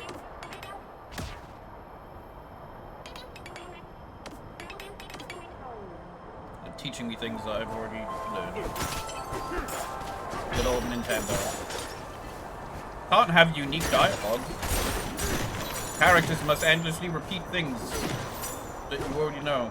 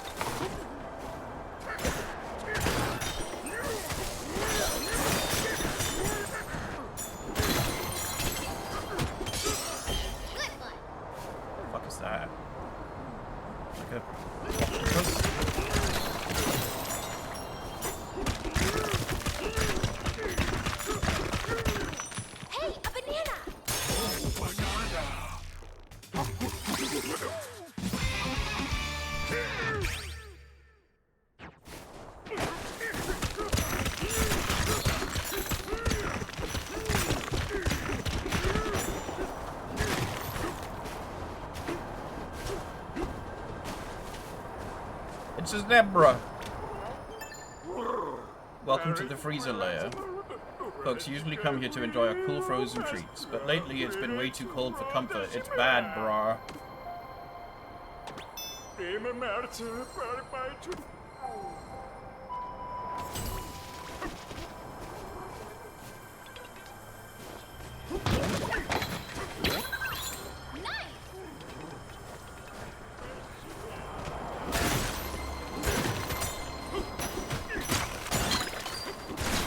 Well, I'd rather deal with the cold than poison.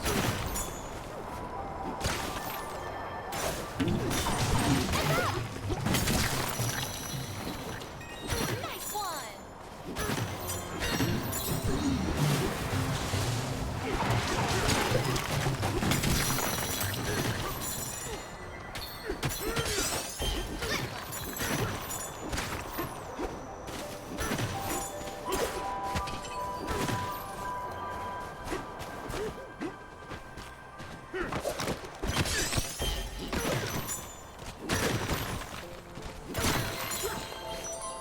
A banana.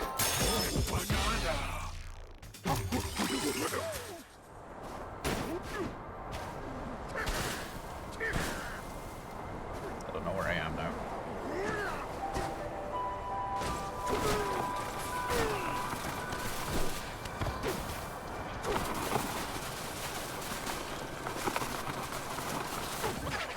Hold on.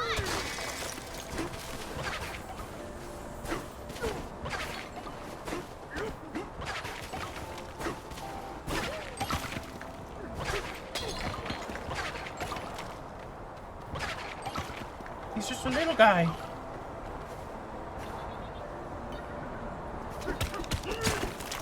Did I already find it? I did. Oh, okay. He just led me to something I already got. Thank you, I guess.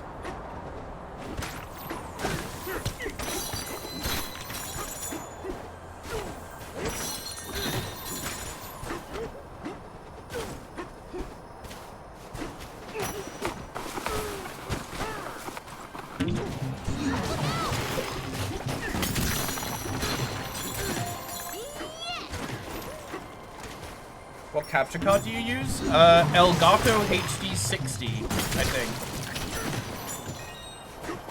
It might be 60 plus S or something. It's an external one. It's pretty easy to use.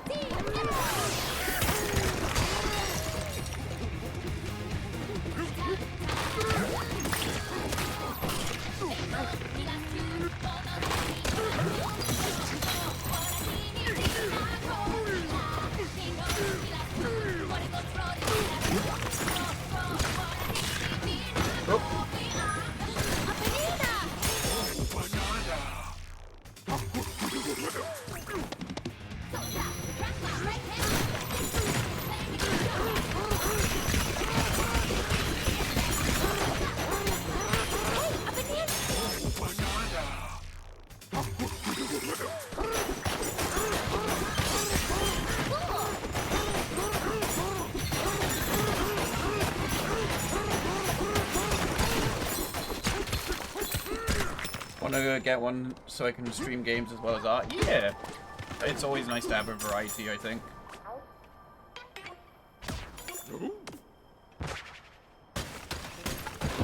Time for a break.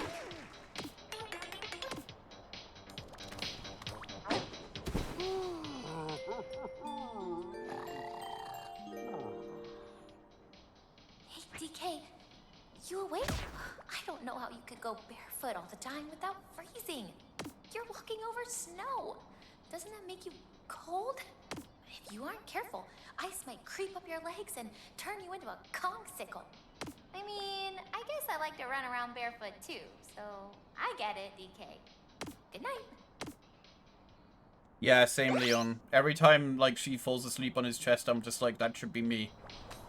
Wow, you were out like a light, DK.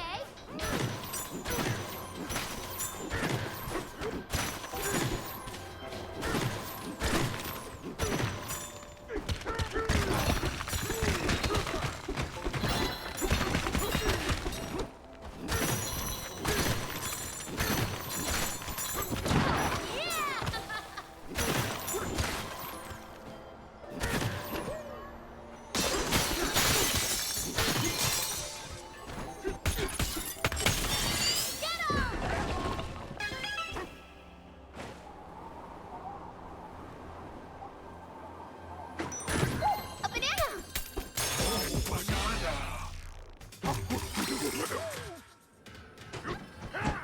But I guess you get more rewards as the prices increase for the getaways. It should be me.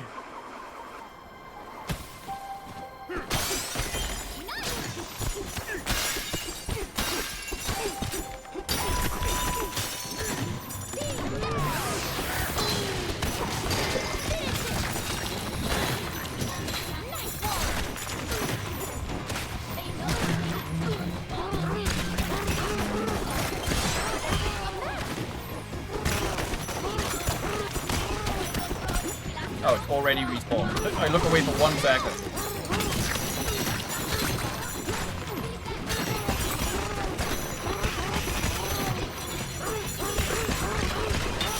Oh, gold room.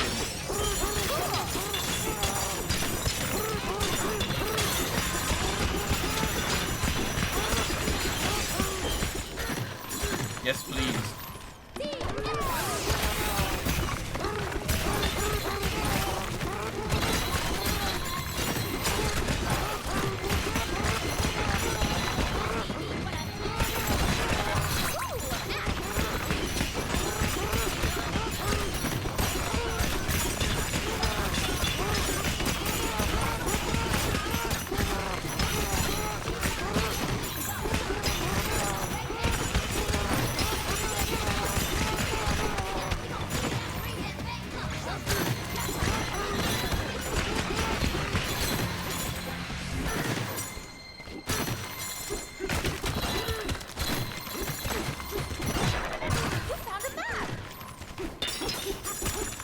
Yum, yum, yum, yum.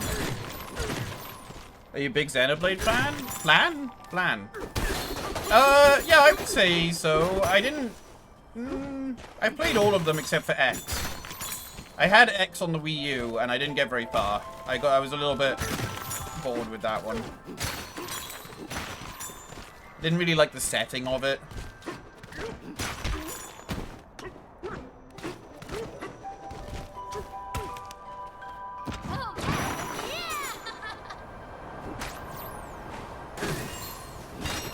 I finished 3 New Year's Eve. Oh, nice. Wait, do you mean you finished the 3rd one, or you finished X?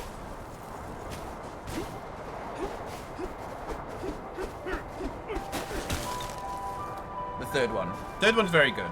I enjoyed the 3rd one. XC3. I get you. You should do the DLC. The DLC is really good as well.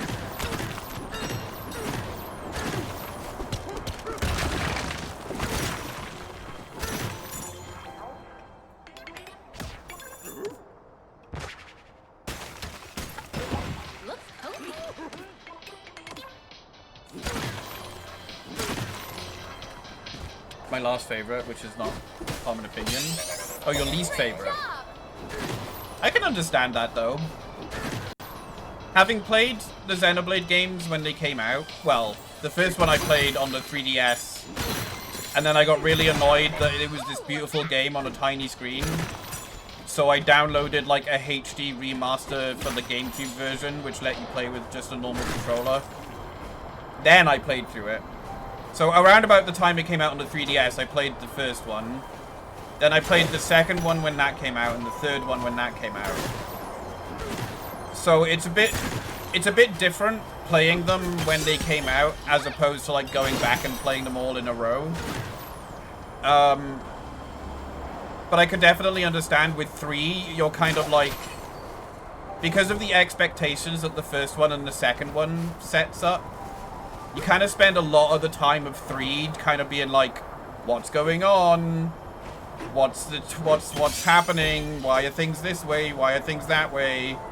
And that definitely like affected my ability to just enjoy the journey of 3.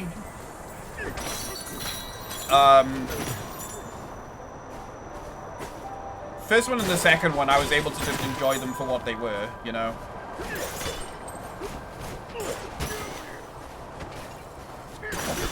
Yeah, it was really bad on the 3DS. I don't know why they chose... Like, of all the things to remaster it for, they were like, yeah, let's put it on the 3DS. It coincided with them adding Shulk in Smash Brothers. And I guess they were like, oh, but we're also releasing the new 3DS. And the first and only game that requires the actual new 3DS processing power is going to be Xenoblade Chronicles. And it still was just like tiny screen, you know. I think to this day it's the only game that you have to play on the new 3DS as opposed to the original one.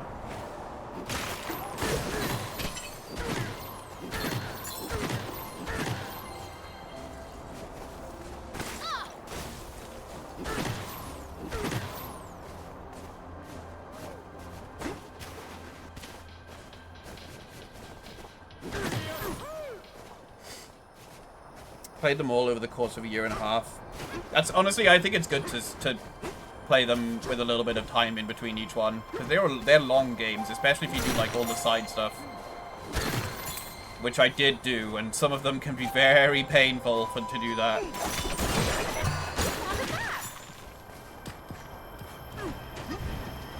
Played them all because of a year, and then played X, C, D8, then 2, then Torna, then 3, and Future Connected before 3.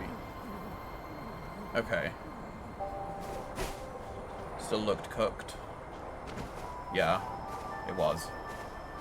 The 3DS version was before they had Future Connected as well. That was only the Switch version that had that.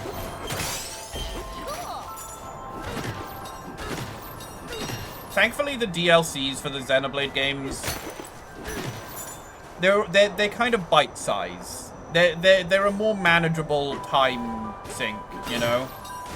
And I think that's what's nice about them.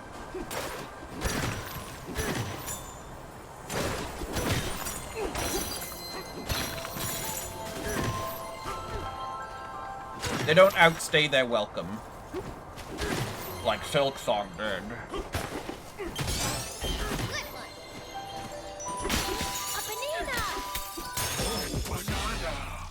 I enjoyed them all, but I was told 3 was going to be mind-blowing.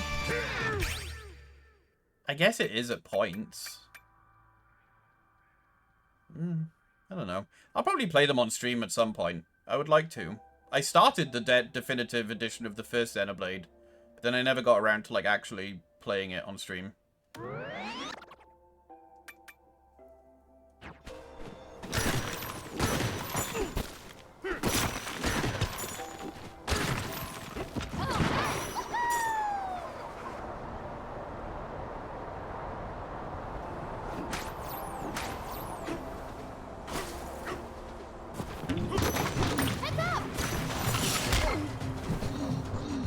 But they are good games. I will say that. They are one of the few JRPGs that I can tolerate.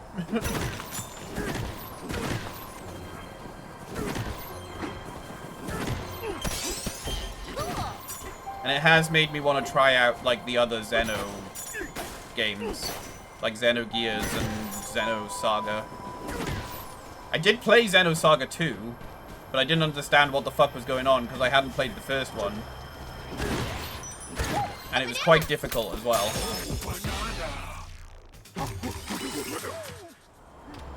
Quickly became my second favorite series behind Zelda games. That's nice. I'm not. Don't bother with Xenogears. No, not fun. Isn't that one of those games that everyone's like cherished and holds dear to their heart or whatever?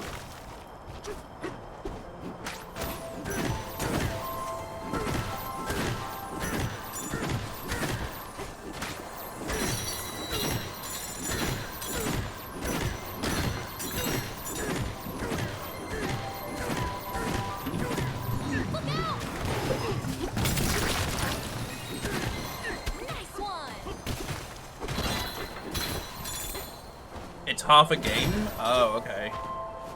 So they just never finished it?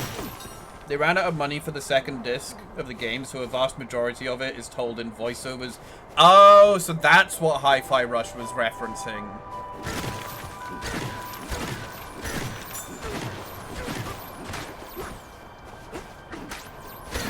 I think he did say something about that.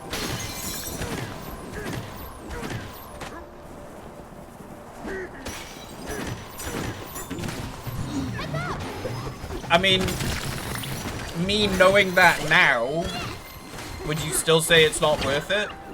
Like, going into it knowing that it's half of a story or half of a game?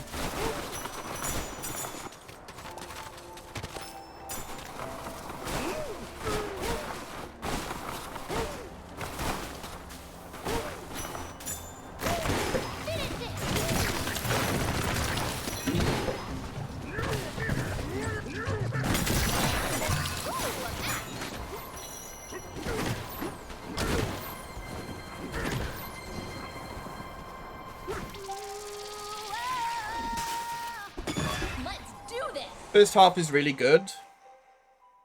The big pendulum bit with him on a chair is a direct reference to Xenogears narration zone. I see. I mean, I could still probably play the first half then and be like, well, that was good.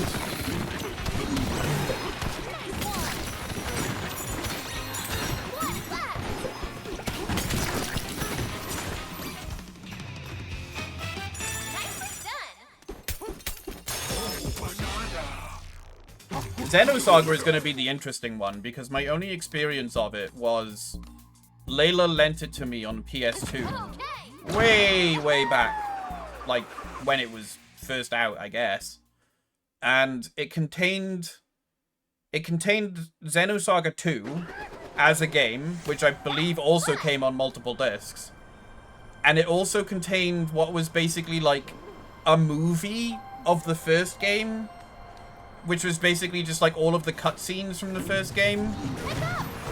But it was still, because you're not like, because it doesn't have like the bits in between, you're just kind of seeing like all of the cutscenes out of context. So it's still really fucking hard to like follow what the fuck is going on. And then I actually played Xenoblade 2. And it was really fucking hard, but also, like, obviously I was, like, a dumb teenager that didn't like JRPGs. And so I ended up using, like, an action replay disc just to, like, get through it. And then even then, I don't even know if I finished it. It was too much of a weird game for me to comprehend, really, at the time. Did Xenosaga 1 even get released in the EU? I have no idea. Probably not. I don't know. It is such a mess when it hits the back half of the game because of the huge moments that are just done in narration. Hi Melon, how you doing? Xenoblade is weird. Well, we're talking about Xenosaga, but we are talking about Xenoblade as well. Hi Bonnie, how you doing?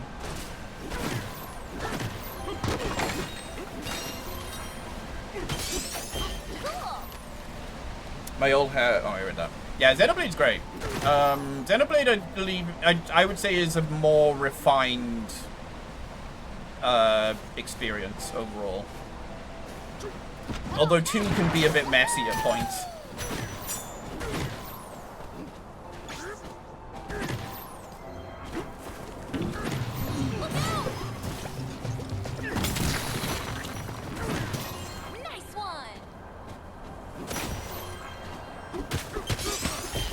There was apparently no PAL release. Oh, but it still may have been released in America, like NTSC. Man, PAL didn't get like any JRPGs very early on. Like, everyone talks about how like they loved Chrono Trigger and Super Mario RPG and like the earlier Final Fantasies, and we just like never got those in PAL. Like, Super Mario RPG and Chrono Trigger just did not exist for PAL.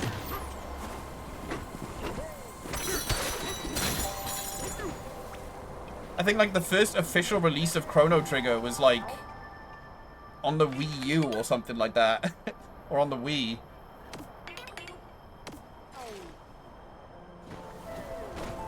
Two is an imperfect masterpiece, I saw it said. I would say it's an imperfect, enjoyable experience. I wouldn't say it's a masterpiece.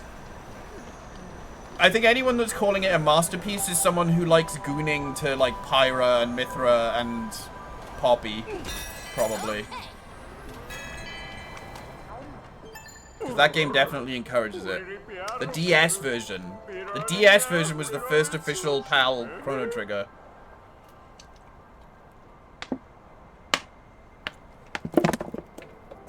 think it's in part because the US and Japan both use NTSC standards.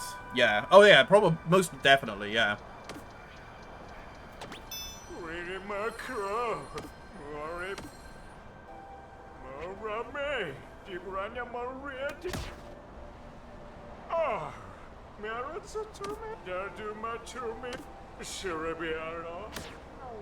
We cannot cross the bridge because we do not have zebra legs.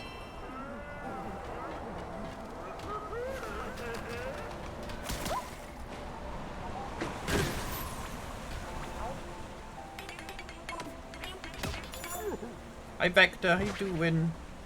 I was about to say whistles, then you said Poppy in that list. Xenoblade 2 is probably... It's the anime waifu. Not to say that Xenoblade 1 and 3 doesn't have anime waifu moments, but 2 goes like full on in on the anime waifu stuff. So cold. And I know that Poppy is like, you know, Poppy, but you know that there are people that probably goon to Poppy as well.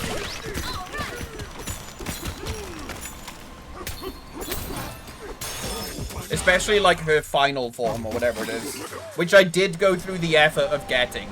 I did so much of the side stuff in 2.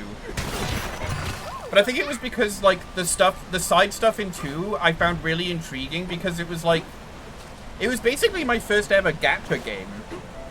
Like I didn't really bother summoning many of like the blades because I just assumed they were all generic blades. But then I remember trying it and I got like a unique one. And I was like, whoa, there's unique blades you can get. And then as I got them, I found out that like the unique blades have side quests as well when you like level them up and stuff.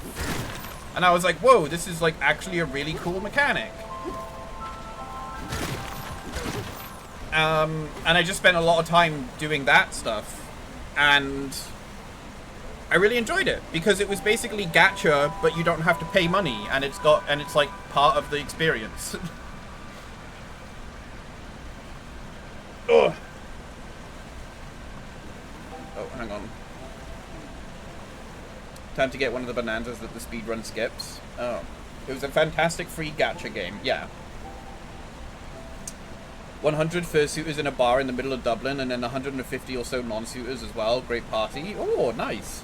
That sounds like fun. Sounds like it was a good time.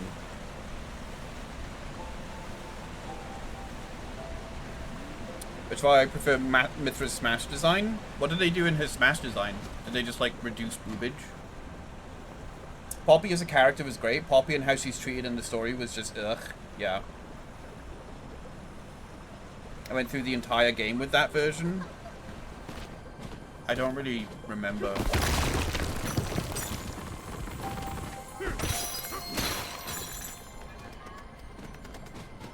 Covered up her boob window and gave her leggings. Okay.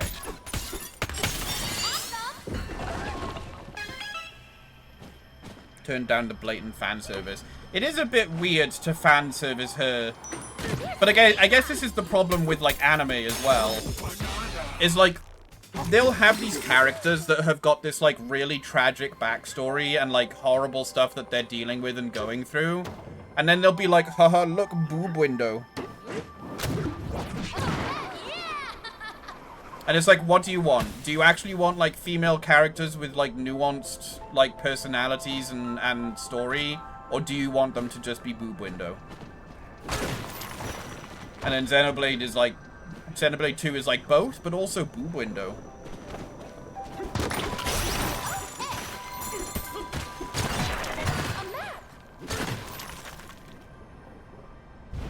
They released an accessory you could slot into Mithra to change her design to the Smash version. It was also a fantastic move. Oh, nice. Wait, did they do that like years later when Smash came out? When she was in Smash Ultimate?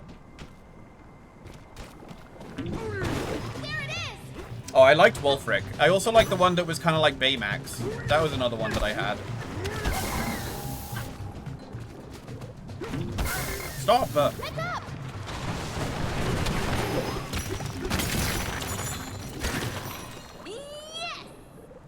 It's an annual party run by Irish Furs, so the venue staff love the crowds. They're real enthusiastic about it. Nice.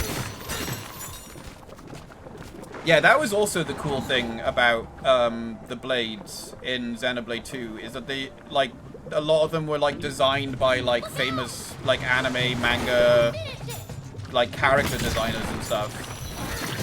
So it was really cool just to see, like, a huge variety of artists, like, all on this one project.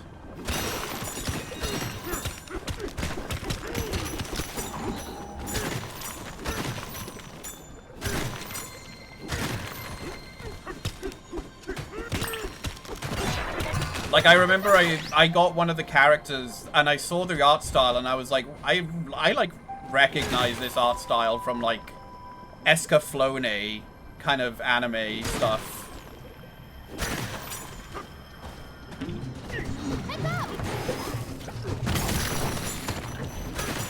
Nice one. And then, of course, they had fucking whatever his name is. Kingdom Hearts guy. No bunga. It's not no bunga. Fuck, I can't even remember his name.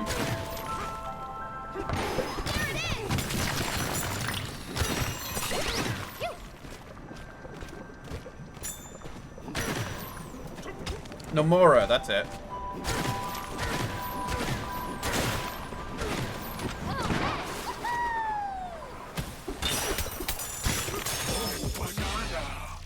AKA Beltman, yeah.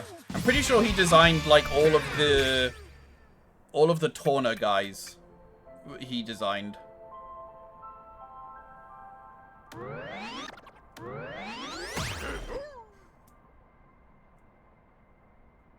Any gaming is woke commentator does not actually like games at all unless there's a bunch of boobies to look at and you're a gigantic giga chad, but God forbid you mention it's slightly erotic and want to constantly be a grizzled muscle man. Yeah.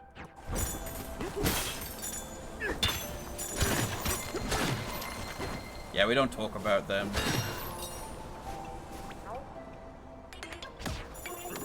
They want they like think that every female character needs to be like massive tits, but like really smooth face with like perfect symmetry.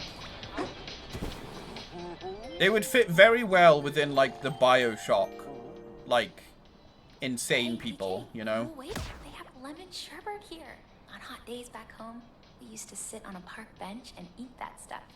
Sometimes the breeze would rush between the buildings just as the lemony taste hit my tongue. Well, I guess you prefer a banana split, wouldn't you, DK? Good night.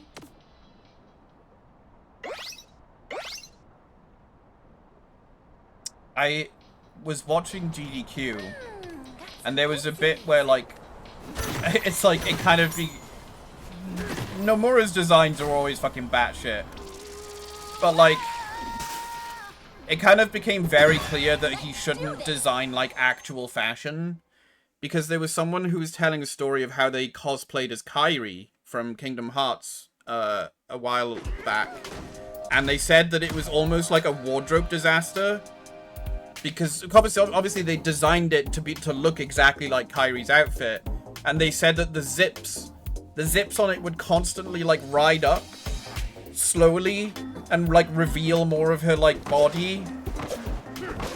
And I'm like, yeah, that definitely sounds like clothing Nomura designed, in which it looks great on a video game character, but it just doesn't work as any actual piece of fashion. And I think that's where it's a problem. I get that something can look great by, like, adding lots of belts and zippers to it, whatever. But I can't... It's the reason it's become a meme. I think the whole reason it became a meme is because people were just like, that's way too many zips and belts. That would not work in any reality.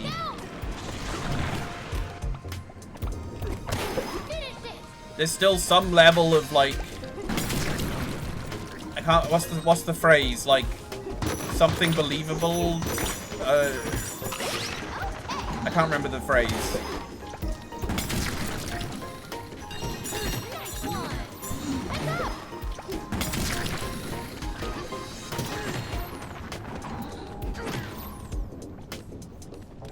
plausible something, plausible believability. I can't remember the phrase.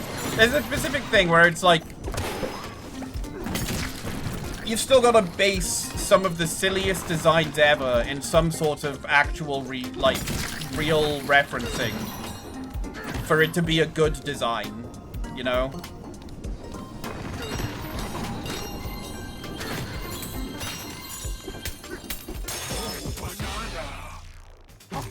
This game has more characterization of a Mario character than any Mario game, yeah.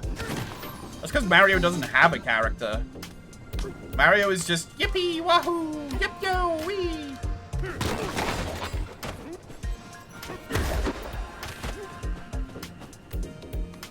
Okay.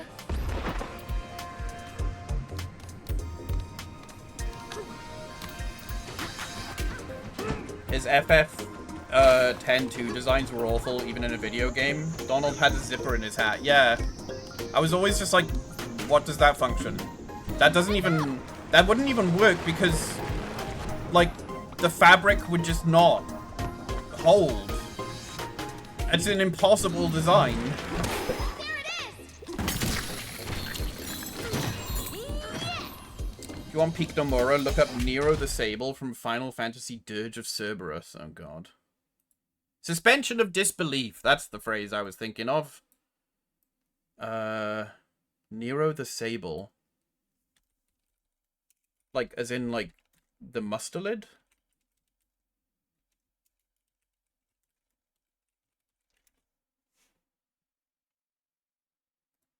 That is not mustelid. The fuck is... What? I can't even get, like, a full image of him. Oh, God. Oh, what's going on? Is that a gimp suit?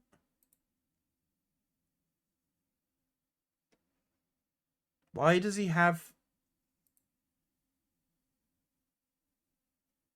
Okay.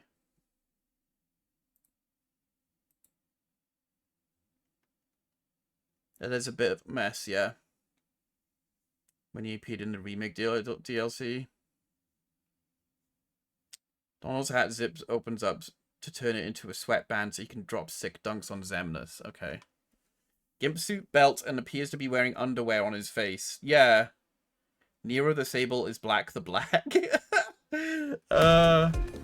Yeah, I've heard Dirge of Cerberus was not very good. I think when I talked about potentially playing the actual... Because I've never played Final Fantasy VII. There's a lot of Final Fantasy games I've never played.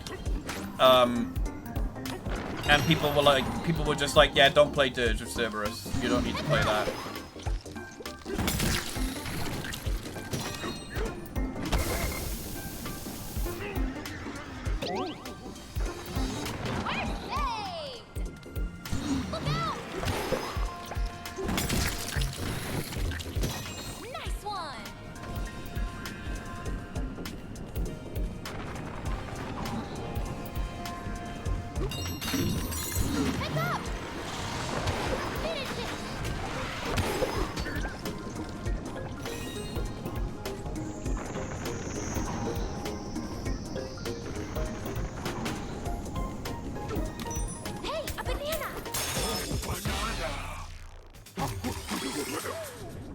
There's friends blue the blue, red the red, and white the white. When you force a prequel with and the mysterious Zero group to just eye rolling, conveniently have this magical and superpower mystery group Zero. Oh, so it's Organization 13 again. Nomura only has like 2 tricks.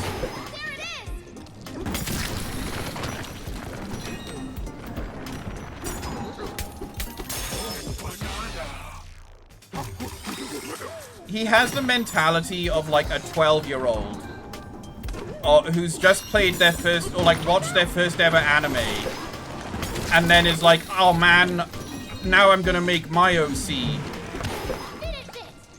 And he's gonna be like so edgy and powerful.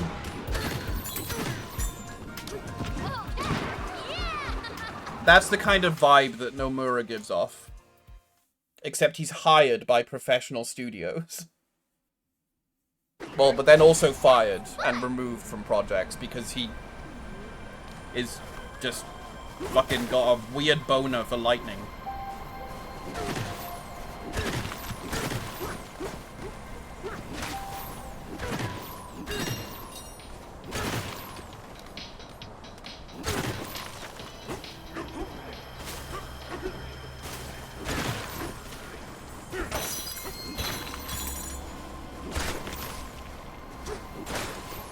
Lightning, who, from what I understand, is basically just female Cloud.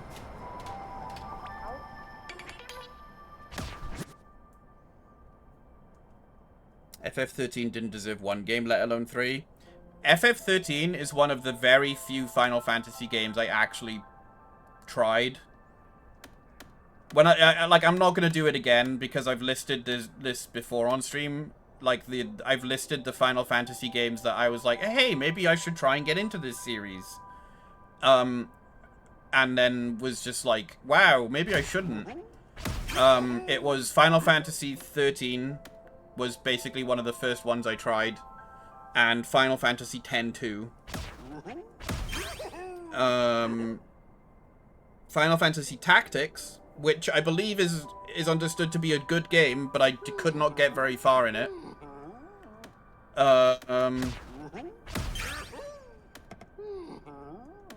What else did I try?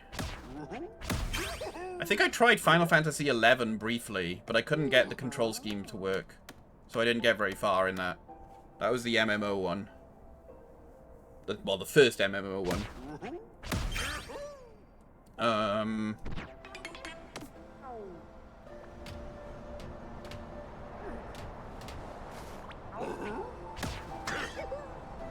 I think the only Final Fantasy I tried and enjoyed was one on the DS, which I think was a remake of Final Fantasy 3 or something.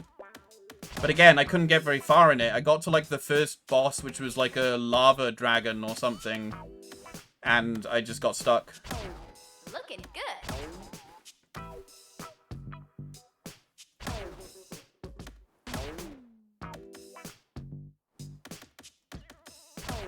Check this out.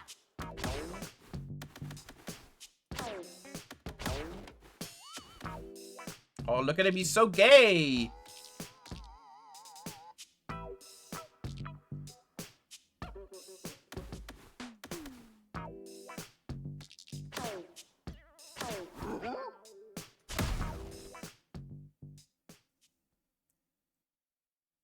I've heard 9 is good.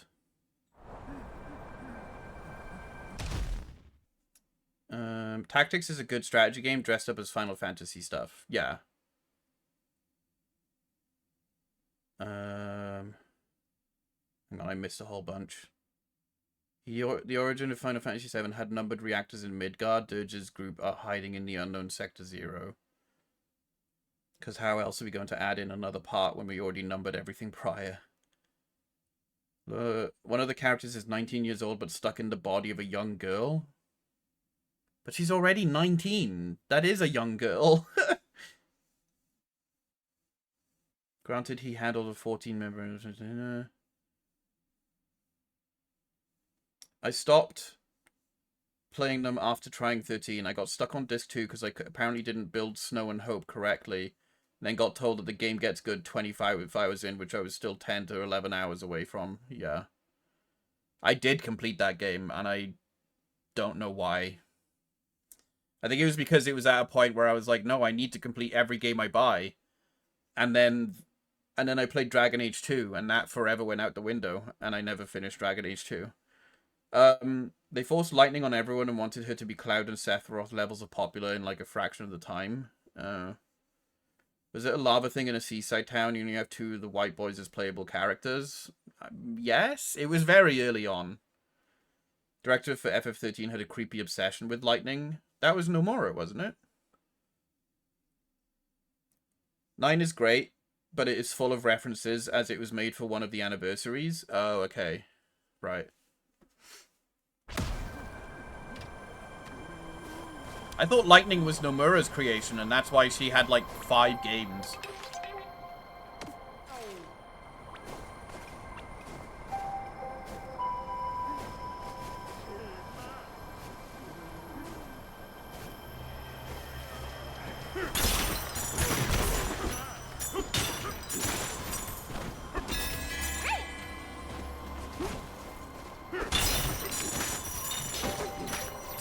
I don't know. I just feel like after all this time, Final Fantasy may just not be for me.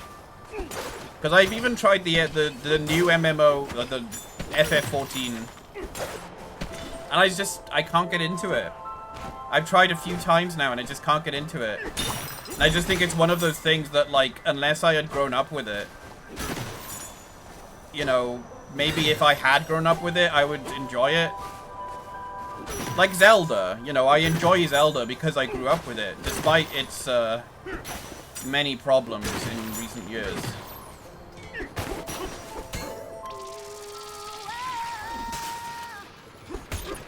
Director for 13 was Toriyama, but not that Toriyama? Okay. As was said, 4, 6, 7, and 10 are great. Okay.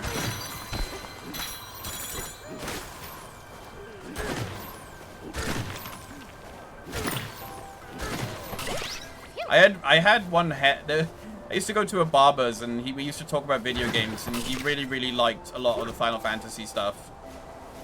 But he always used to tell me about how, like, Final Fantasy VIII was, like, so much better than Final Fantasy VII.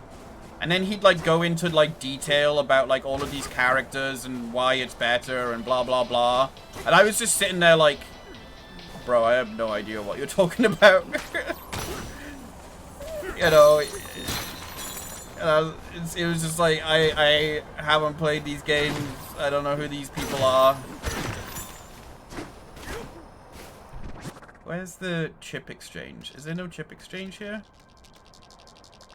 No.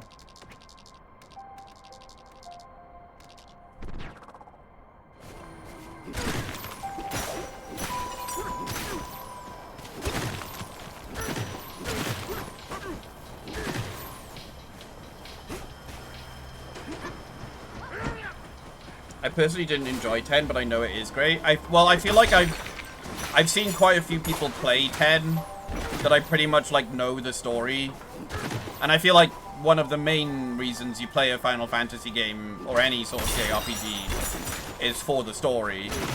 So I feel like if I already know the story, there's not really much point in me playing it.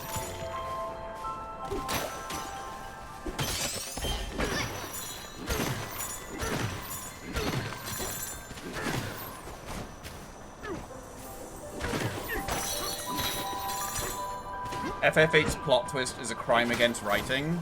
Oh.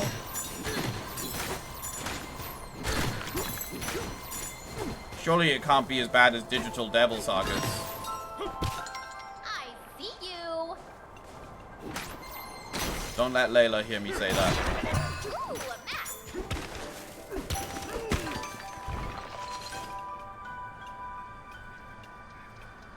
Never got into grips with the leveling system in 10 because young brain only think to unga bunga.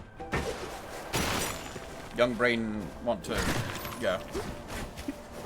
8's plot twist is bloody horrendous. I still personally love the world of 8, but the story beats in the second half a bum. I'll have to look it up then, because I don't think I'll play it.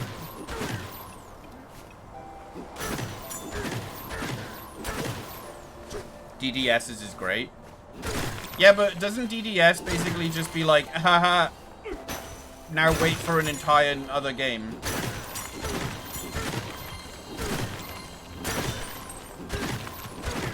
That was another game that Layla tried so hard to get me to enjoy JRPGs, but I just couldn't, no matter how much I tried. I never liked the gameplay. I never liked the gameplay of JRPGs. Probably because I grew up as a Nintendo person, you know? But, like, I couldn't enjoy turn-based. Pokemon was, like, the only traditional JRPG that I actually played through. And even then, even then, I still hated the gameplay of early Pokemon. Like, I would fuck myself over by constantly trying to avoid doing... If I could avoid doing a battle with the trainer, I would. And it would screw myself over later. Like that. This is essentially the problem that I had when I played these JRPGs.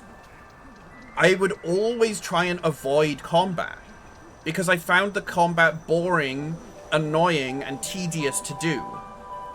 So like in Pokemon, I would always be running away from battle. I would always be avoiding combat with trainers. And I would do the same thing in these JRPGs. I would do it in Digital Devil Saga. I would do it in Final Fantasy. And obviously, what would then happen is I would be severely underleveled for the story progression. I would get to points where I just couldn't progress because I hadn't been leveling my characters. And I say that now as an adult, where it's obvious. You know, now I'm able to play some JRPGs and actually, like, do the combat and level up properly. But as a kid, I hated it. I hated it so much. And so I just never really gelled with JRPGs because I just found the gameplay boring.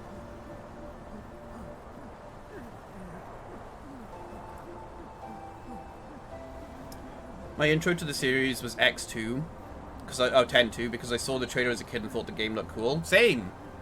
I think I rented it from Blockbusters. I can summarize it in a wonderful way. Moon sad, time-traveling witch, let's smush time. Okay. Hi, Boilerplate, how you doing? 8's twist doesn't make any sense at all, even taking everything into account that was established up until that point. Sounds like it was just like half the story was written by a different person. This is why I don't play Pokemon games, because I hate turn-based combat. Yeah, I mean, I did for a while because I just liked Pokemon. But then, even that wasn't enough to keep me going.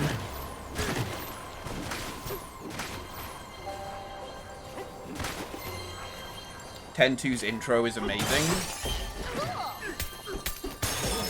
All I remember from the time that I rented 10-2 was like an amphitheater in like an ocean, and them, like, their combat was basically changing their clothes, which was quite cool, honestly. And then them singing on top of like a giant like ship. And then her being really, like, Yuna being really, really sad all the time through the whole game. And that's about it. That's about all I remember. I remember a boss that was like an electric zebra in a dungeon or something. I knew you could do it, DK! Combat in 10-2 is brilliant. Shame about the story. Ooh.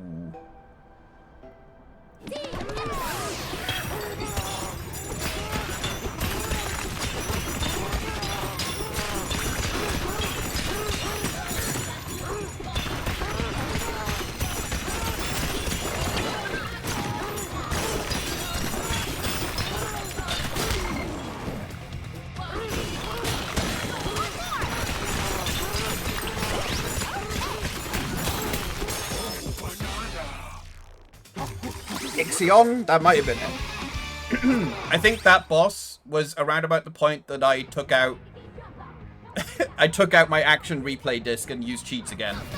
That was essentially my go-to thing when I got to a point in a JRPG where I couldn't progress, is I would just use cheats.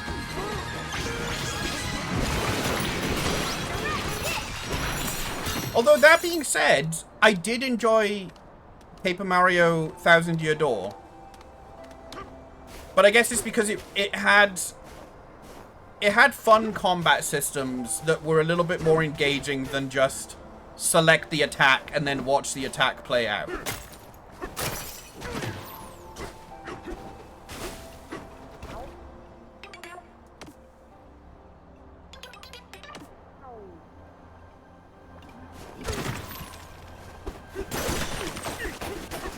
It's also why I can tolerate Xenoblade, you know?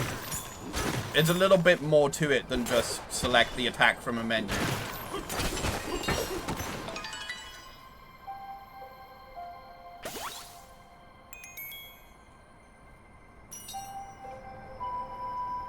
It's easy to mess up your playthrough of 10-2 without using a guide. Ah. I watched a video someone did where they're talking about a bunch of different media with dumb plot and writing choices, and then he gets to FF8 and there's a pause between him explaining the twist and then pausing and then screaming for about 10 to 15 seconds, and then the audio cuts to an audible bong rip before continuing with an explanation. Yeah. If I were so young when I played 8, I'd have definitely been immensely wound up by that bit. Too busy being wound up by the game taking away my cool airship straight away because I went straight to the final disc. Yeah. That's the other problem I have with JRPGs is when they arbitrarily get to a point where it's like, oh, make sure you've done everything you want to do because things are going to change, but we're not going to tell you.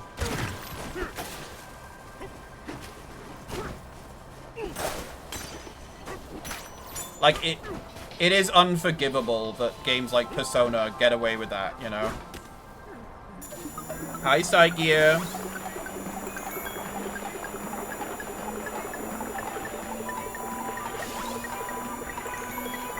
Yeah, in my opinion, if your game is going to have a point of no return bollocks, or in the case of, like, when I played Persona 4, you're not going to be able to get the true ending unless you sink 20 hours into, like, this one relationship with this one person. And, oh, sorry, you didn't do that, so you don't have access to the last 30% of the game. If it's going to pull bullshit like that, then it should be a short game. It should be like a 5 to 10 hour game if it's going to pull bullshit where it's like, oh, you missed stuff. Because then you don't feel as bad about starting again and being like, oh, well, it was only this long, so I can just start a new file and try again.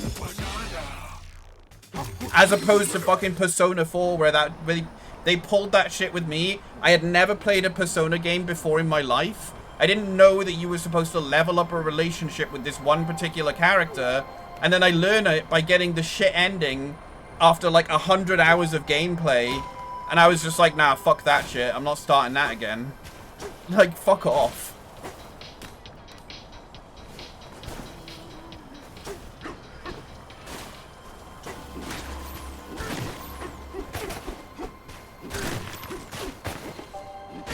It's just one of those things where it's like, apparently you're just supposed to know. You know?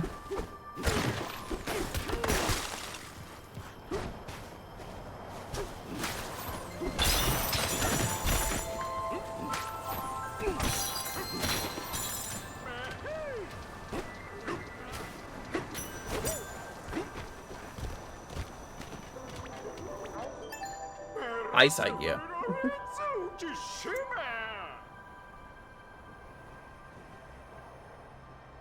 Worst part is that you can see the ship on a bit of land just out of reach the moment you get into the final disc. That's so annoying.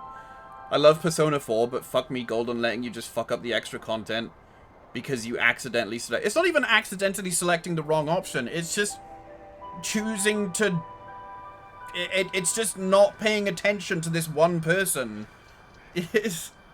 I don't even remember what it is. ProZD did a great video making fun of this, pointing out games that hide true endings behind shitty mechanics and odd time sinks. It's bullshit. It's bad design is what it is. I did that character to max rank and then thought, oh yeah, I'll let them return by their own decision. Turns out the correct thing is go look for her, please. Yeah, I think for me it was just that I didn't even progress the relationship far, so she just disappears. She like the story is just like, oh, she's gone. And then I was like, oh, well, that's probably going to be, like, the extra content after I've done, like, the main story. And I was waiting for ages. I went through the entire winter season being like, well, I guess I'll just, like, level other stuff because there's nothing happening. And then suddenly it was just like, okay, game's over. And I was like, wait, what? What are you talking about? But I didn't finish it. There's still, like, unfinished things. Like, what happened to this character? What about that thing? And then I look it up afterwards, and it's basically just like, oh, yeah, you're supposed to do this whole thing. If you do her social link, you can still fuck it up in a single dialogue option. What the fuck is wrong? Why do people worship Atlas? Atlas seems to be, like, really shit at game design.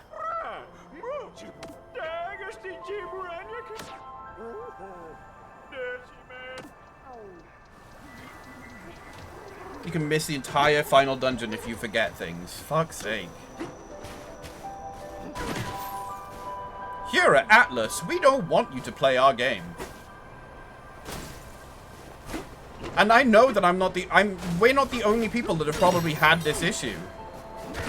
Because I remember looking it up after I, like, got the credits roll. And there were other people in, like, forum posts from ages ago. You know, because like, equally just being like, I don't understand. What did I do wrong? Why can't I finish this game?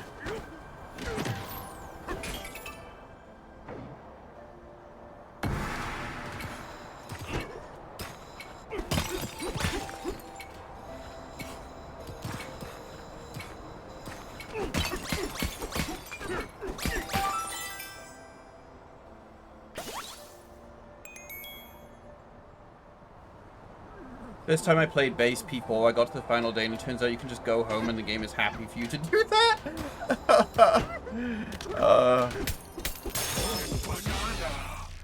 Instead of going to one character who only appears a few times in the game and poking them. Yeah. That is bullshit.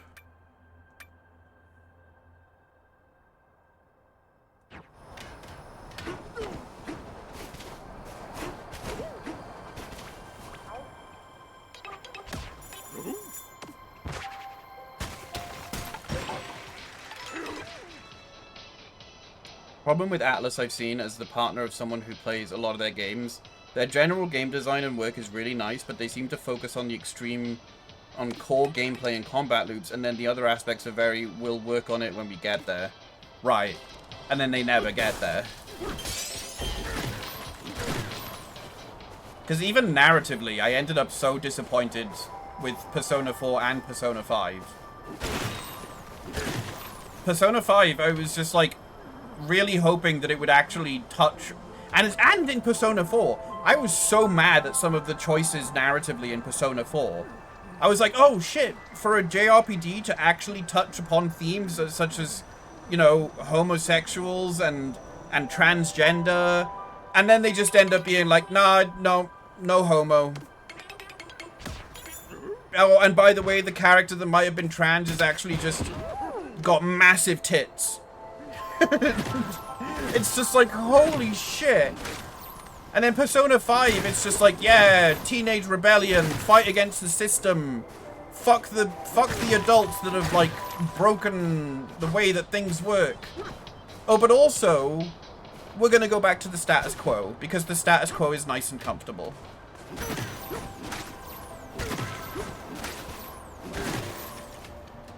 You'll fuck up if you select this option when you get to them. Yeah, I think they probably learned from P4 to not do that, yeah.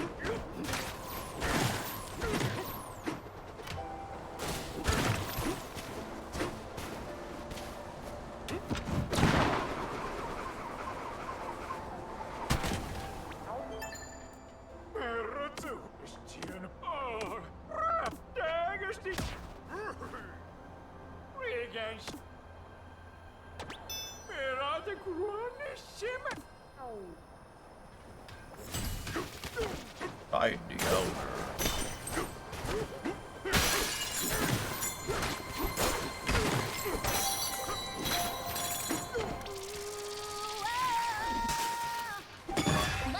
I will still recommend Metaphor ReFantasio, though. Well, I mean, I don't mind something like that because it's a brand new IP that, you know, you don't really have to have played anything else to enjoy.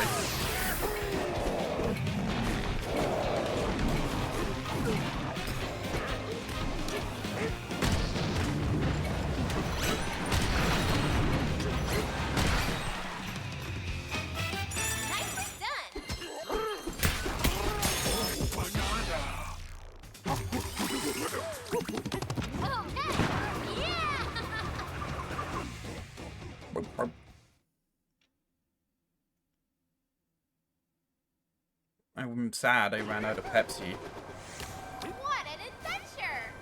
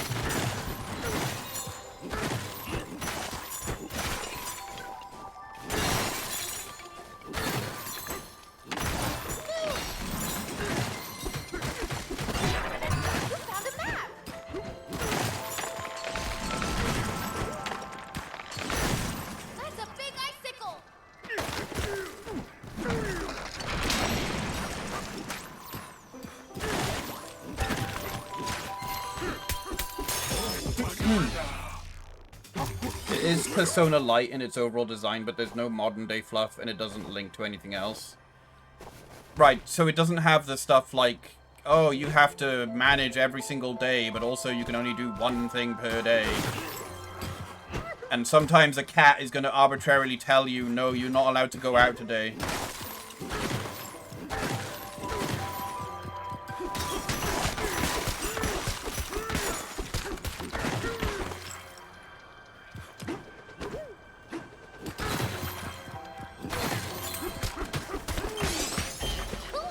Also, you don't have to play it through New Game Plus because it is very generous with how you spend your time. Okay.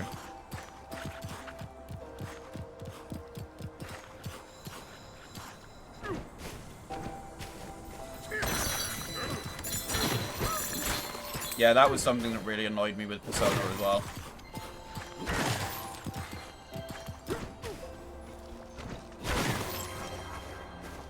But it's things like that's why I just end up kind of thinking maybe JRPGs aren't for me. Oh. Like, maybe there are people that fucking love that shit, you know? Whereas I think it's just like one of those things where I just don't gel with it.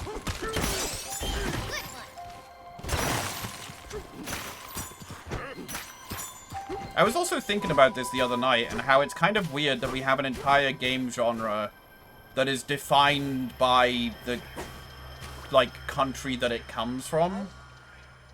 Like, it's so specific of a type of... Because, like, there are things like Zelda. Like, Zelda is an RPG designed in Japan. But we wouldn't call Zelda a JRPG. Or I wouldn't call Zelda a JRPG. Based off, like, cultural understanding of what a JRPG is. When I think of JRPG, I think of turn-based, time-based combat, you know, a party of characters that you control and manage, Can't sleep, DK. equipment, potions, that kind of thing. Like, I would almost say Claire Obscura is a JRPG, but it was developed in France, so it's a FRPG, you know, but then you wouldn't, it's, I don't know, I was just thinking about it, and I was kind of like, it's kind of weird. 3, 4, 5 zebras, they're 2, 1 zebra. Does have the time limit, but it's so incredibly generous with it that it did every social link equivalent and max social stat stuff and still had time left over. Ah. Expedition 33, you mean Je suis Coden? Final Fantasy? I like that. A JRPG for the Wii-aboo. Did you make that joke? That's amazing. Ah, je suis Wii-aboo.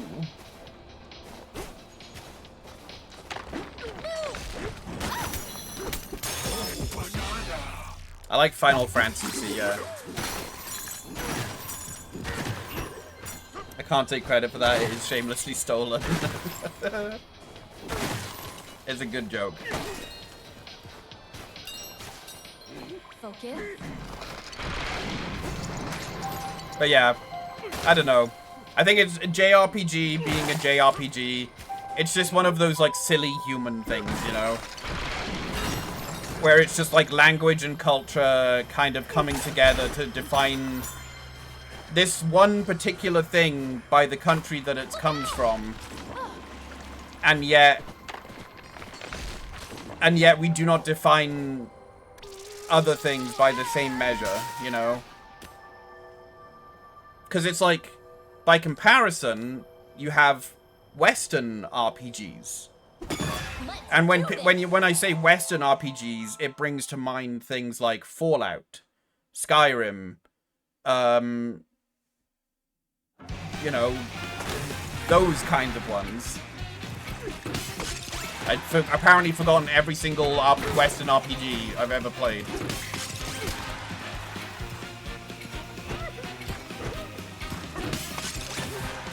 And that's kind of, I feel like Western RPG is almost kind of defined by the existence of JRPG already. It's like, what is the Western equivalent of a JRPG? something that you sink a lot of time into. And it's always first person, large world, many quests type of game, you know? It's a strange thing. I don't know, I think about these things. I don't know why. It's the kind of thing that I would love to like write about and study.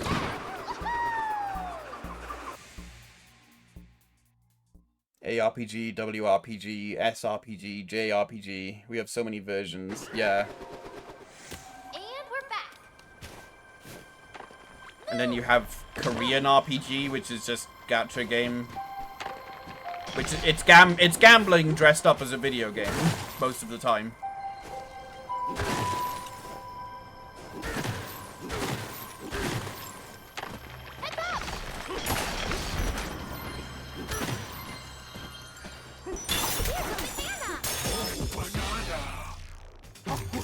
Have a good sleep, Leon.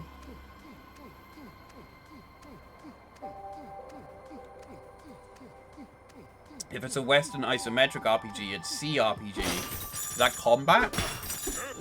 Combat RPG?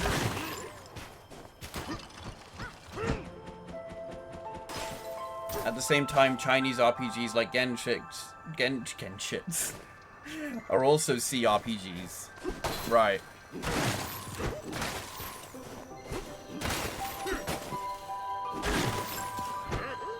Computer RPG, okay. So things like Red Alert, like stuff like that. Roller Coaster Tycoon. See, I think of them as like, as TTS games. Is that right? RTS games, that's what I'm thinking of.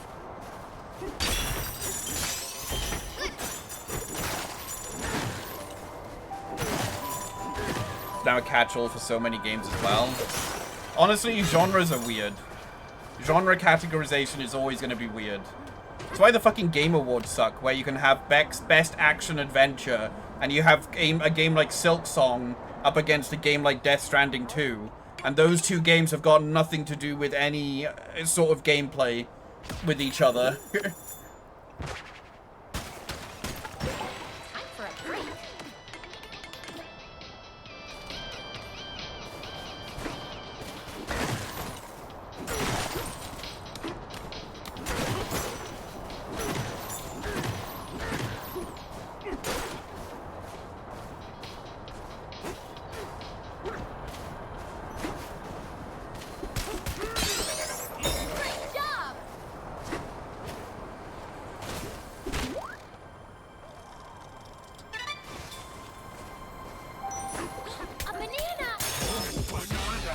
Hi Alex, how you doing? Hi Bri.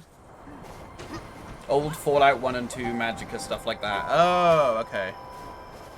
Oh, Magicka was great. I love Magicka.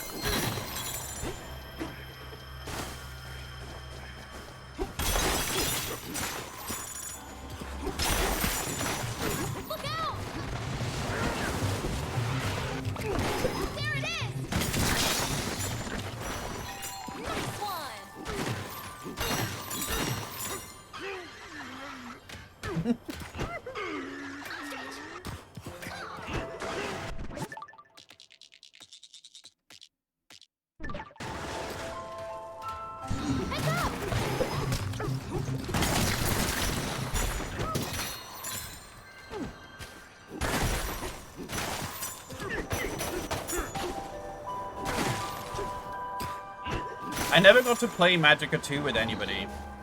Magicka 2 was around about the time when Chris's computer... I think it was Magicka 2 that, like...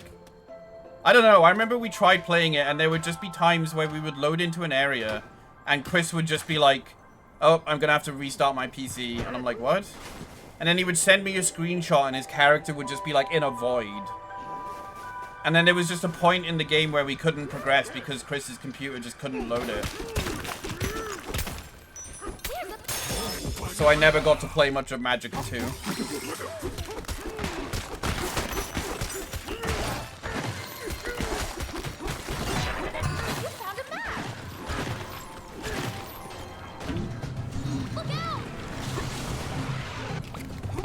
Finish it!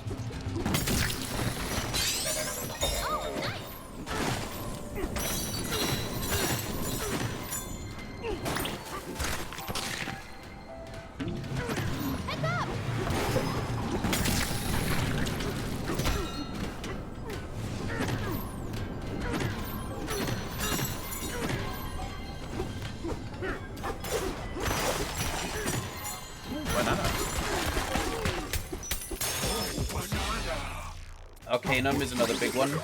That had critical failures as a mechanic from before BG3 did.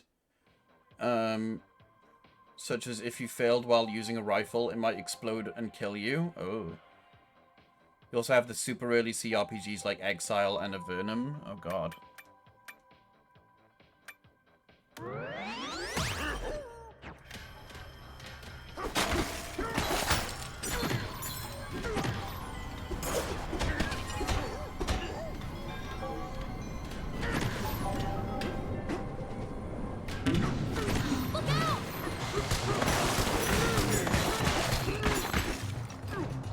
Gold!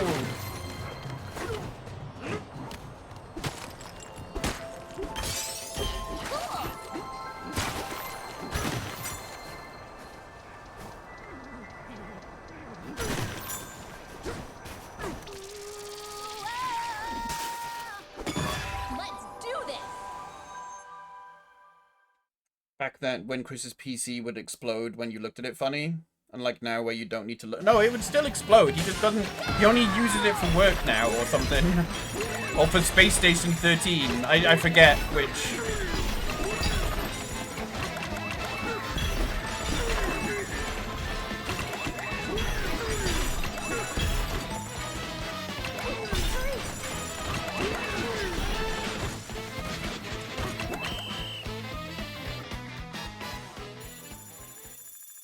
It breaks without anything being done to it now? Oh god. Yeah. Yeah, that whole thing was a mess. Should never have let John help us both with putting together our PC builds. Because Chris basically ordered the exact same things that I did. And John helped us build both of them. And I remember there were multiple points when I was just like, are you sure it should be done this way for both of our machines? And I don't know, something about Chris's one, it just couldn't cope. A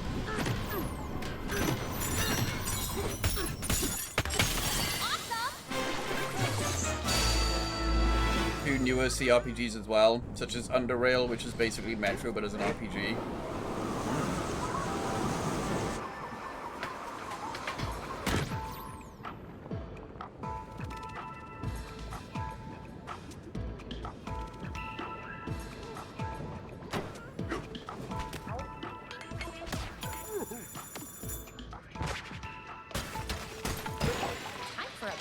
Chris's PC is like Mr. Burns with all the viruses and stuff. Yeah. Yeah, that's a pretty accurate way of describing it.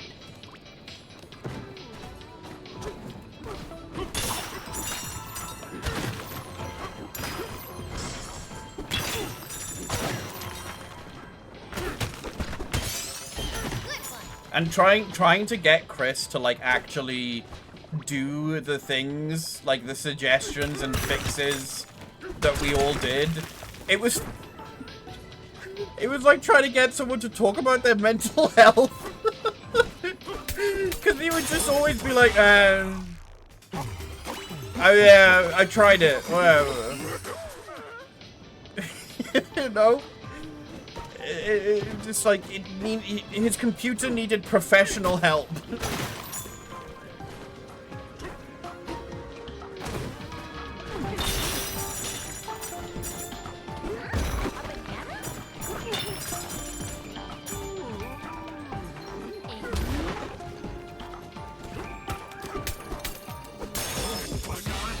Yeah. We all just kind of, I remember just reaching a point where it was just like, okay, I give up. I can't help you.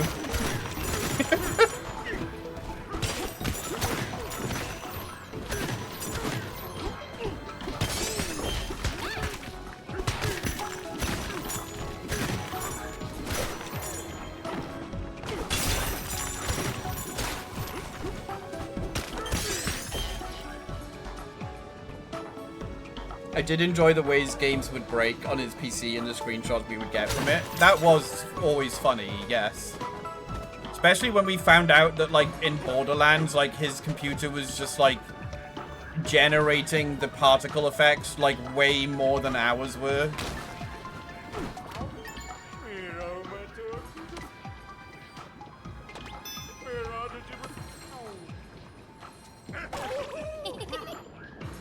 Where's Swoosh? Swoosh isn't here to see, like, the sort of horse-like beings in, like, tank tops and stuff.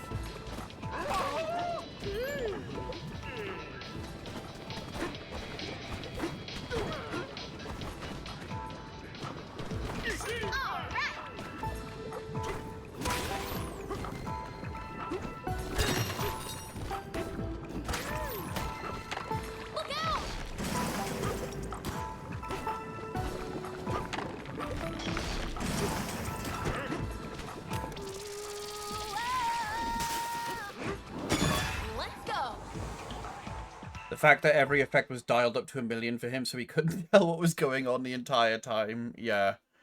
Yeah. And then any time that we would, like, buy him a new game, or, like, try and play a game together, and it was always a roll of the dice as to whether or not it would work on his computer.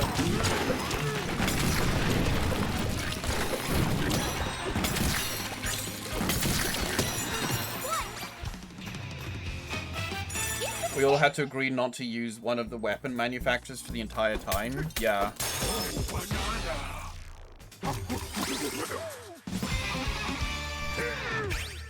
Man, I did. I was doing that whole, like, Borderlands playthrough stuff.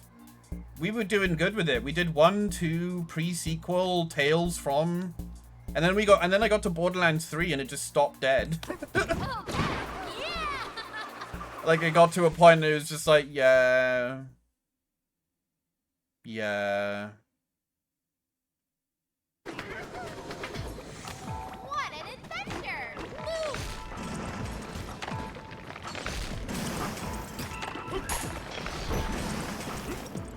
It really has to be something special if we made it through Borderlands pre-sequel, but we didn't make it through Borderlands 3.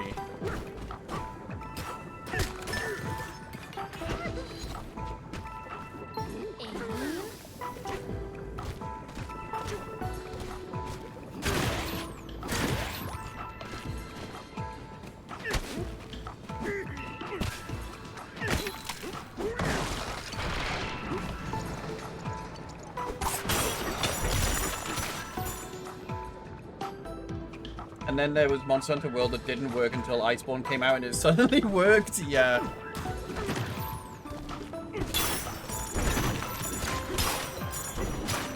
To be real, Borderlands 3 and beyond is just starting to phone it in.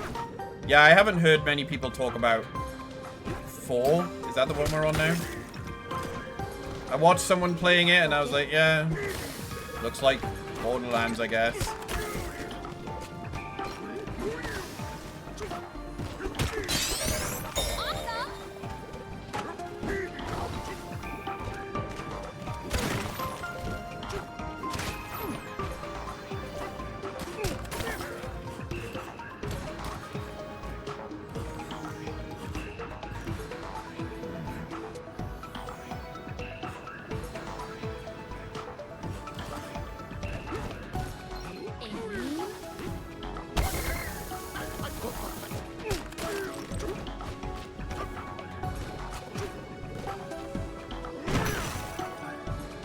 That didn't work.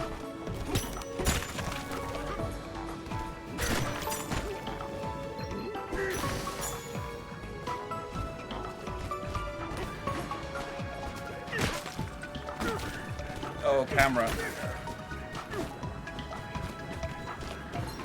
Steady.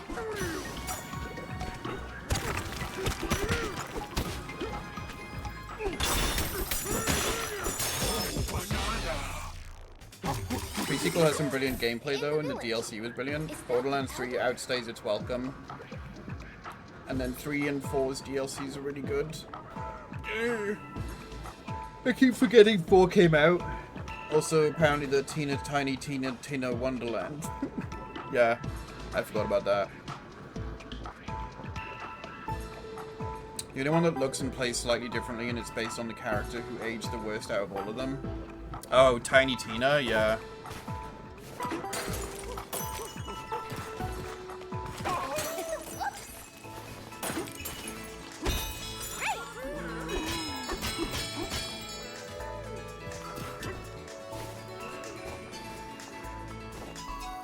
Does that zebra have...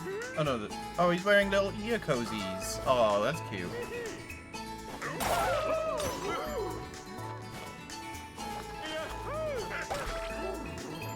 Oh. Your outfit rips. My outfit ripped. Oh, no, they're all cold now. I feel bad.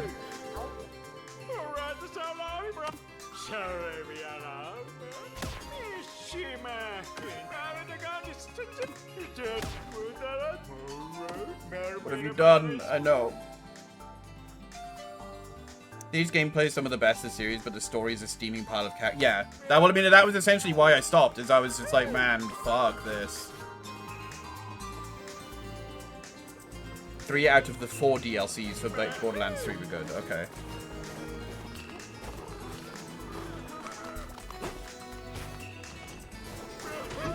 Now they're gonna get hypothermia. I hope you're happy. I'm not.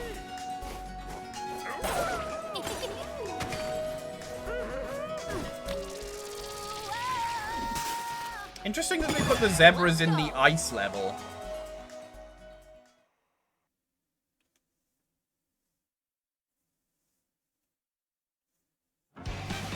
Good night, Alex. Sleep well.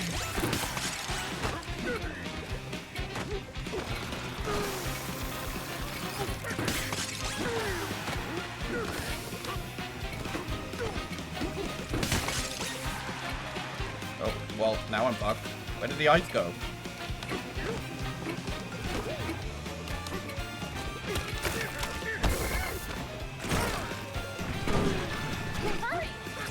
I am hurrying,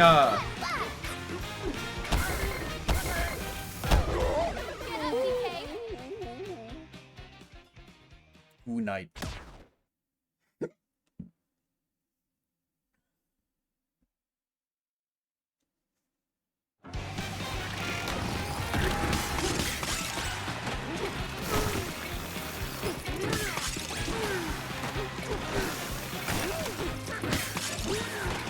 Yeah, this works fine when the things don't, like, disappear.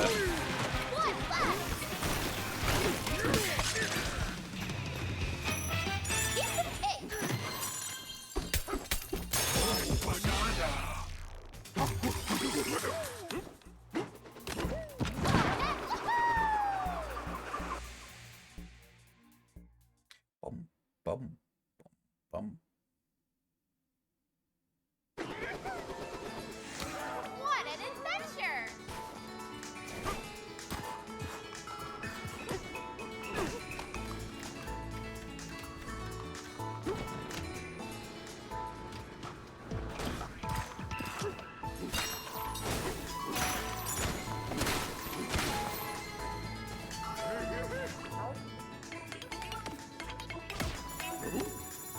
I keep going above 40,000 gold and then going below it. Let's go! Constantly skirting the edge, the line.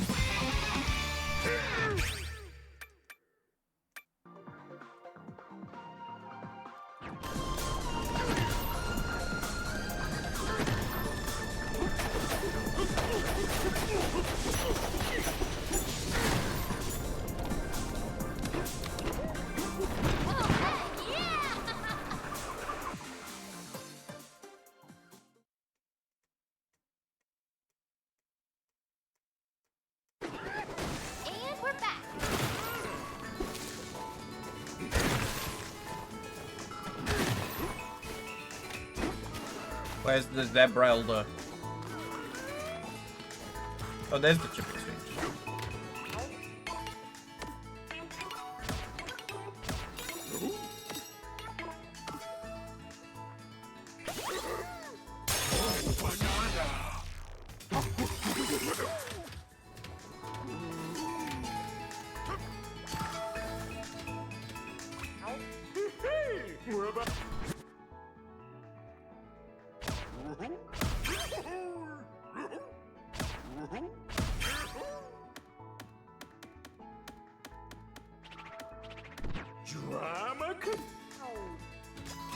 They get their clothes back. Yay, they got their clothes back.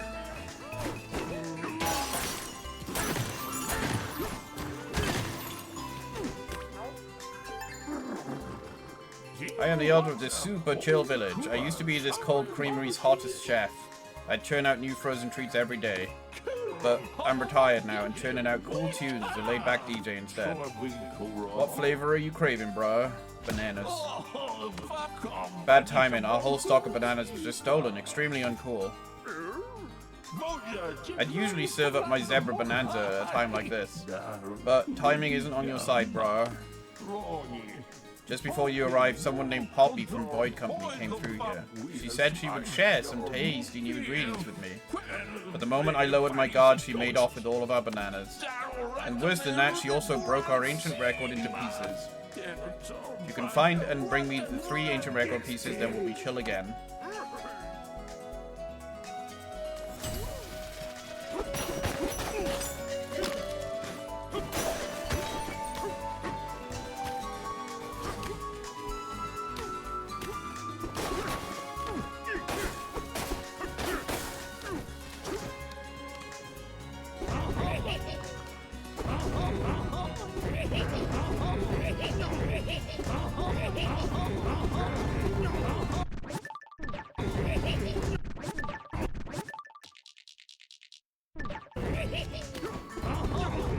He laughs like Scooby-Doo.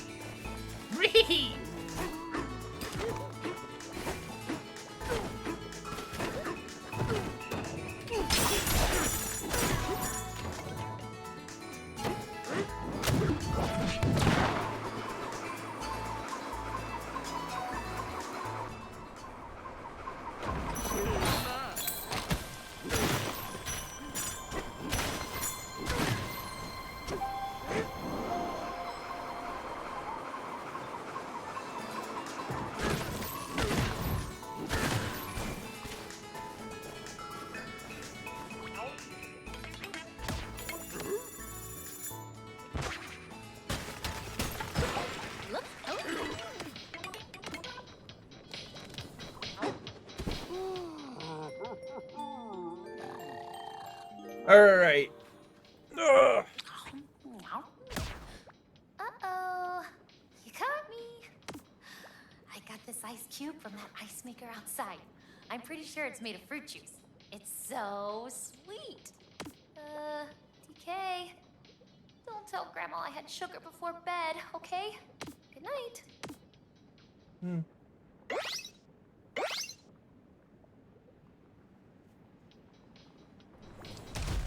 Alright. That is enough video games for tonight.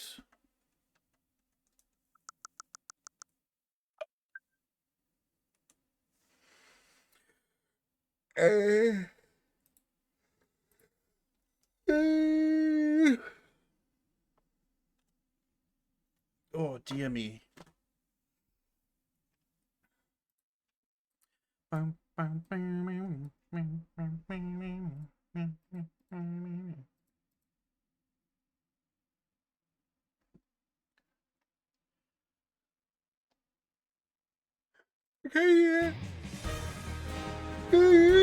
Oh my gosh. Alright. I am gonna try and sleep early tonight because I gotta get up and do stuff tomorrow. Is it Saturday? Sunday. It's Sunday now. Well, it's Monday now. Okay, so we're going into Monday. Let's see who will raid.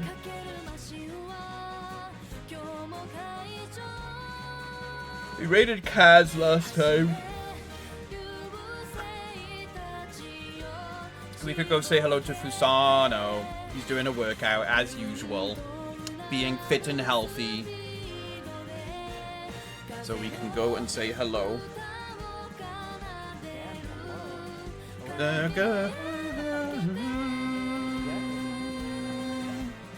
Gonna say hi to the squirrel. Gonna give him lots of hugs.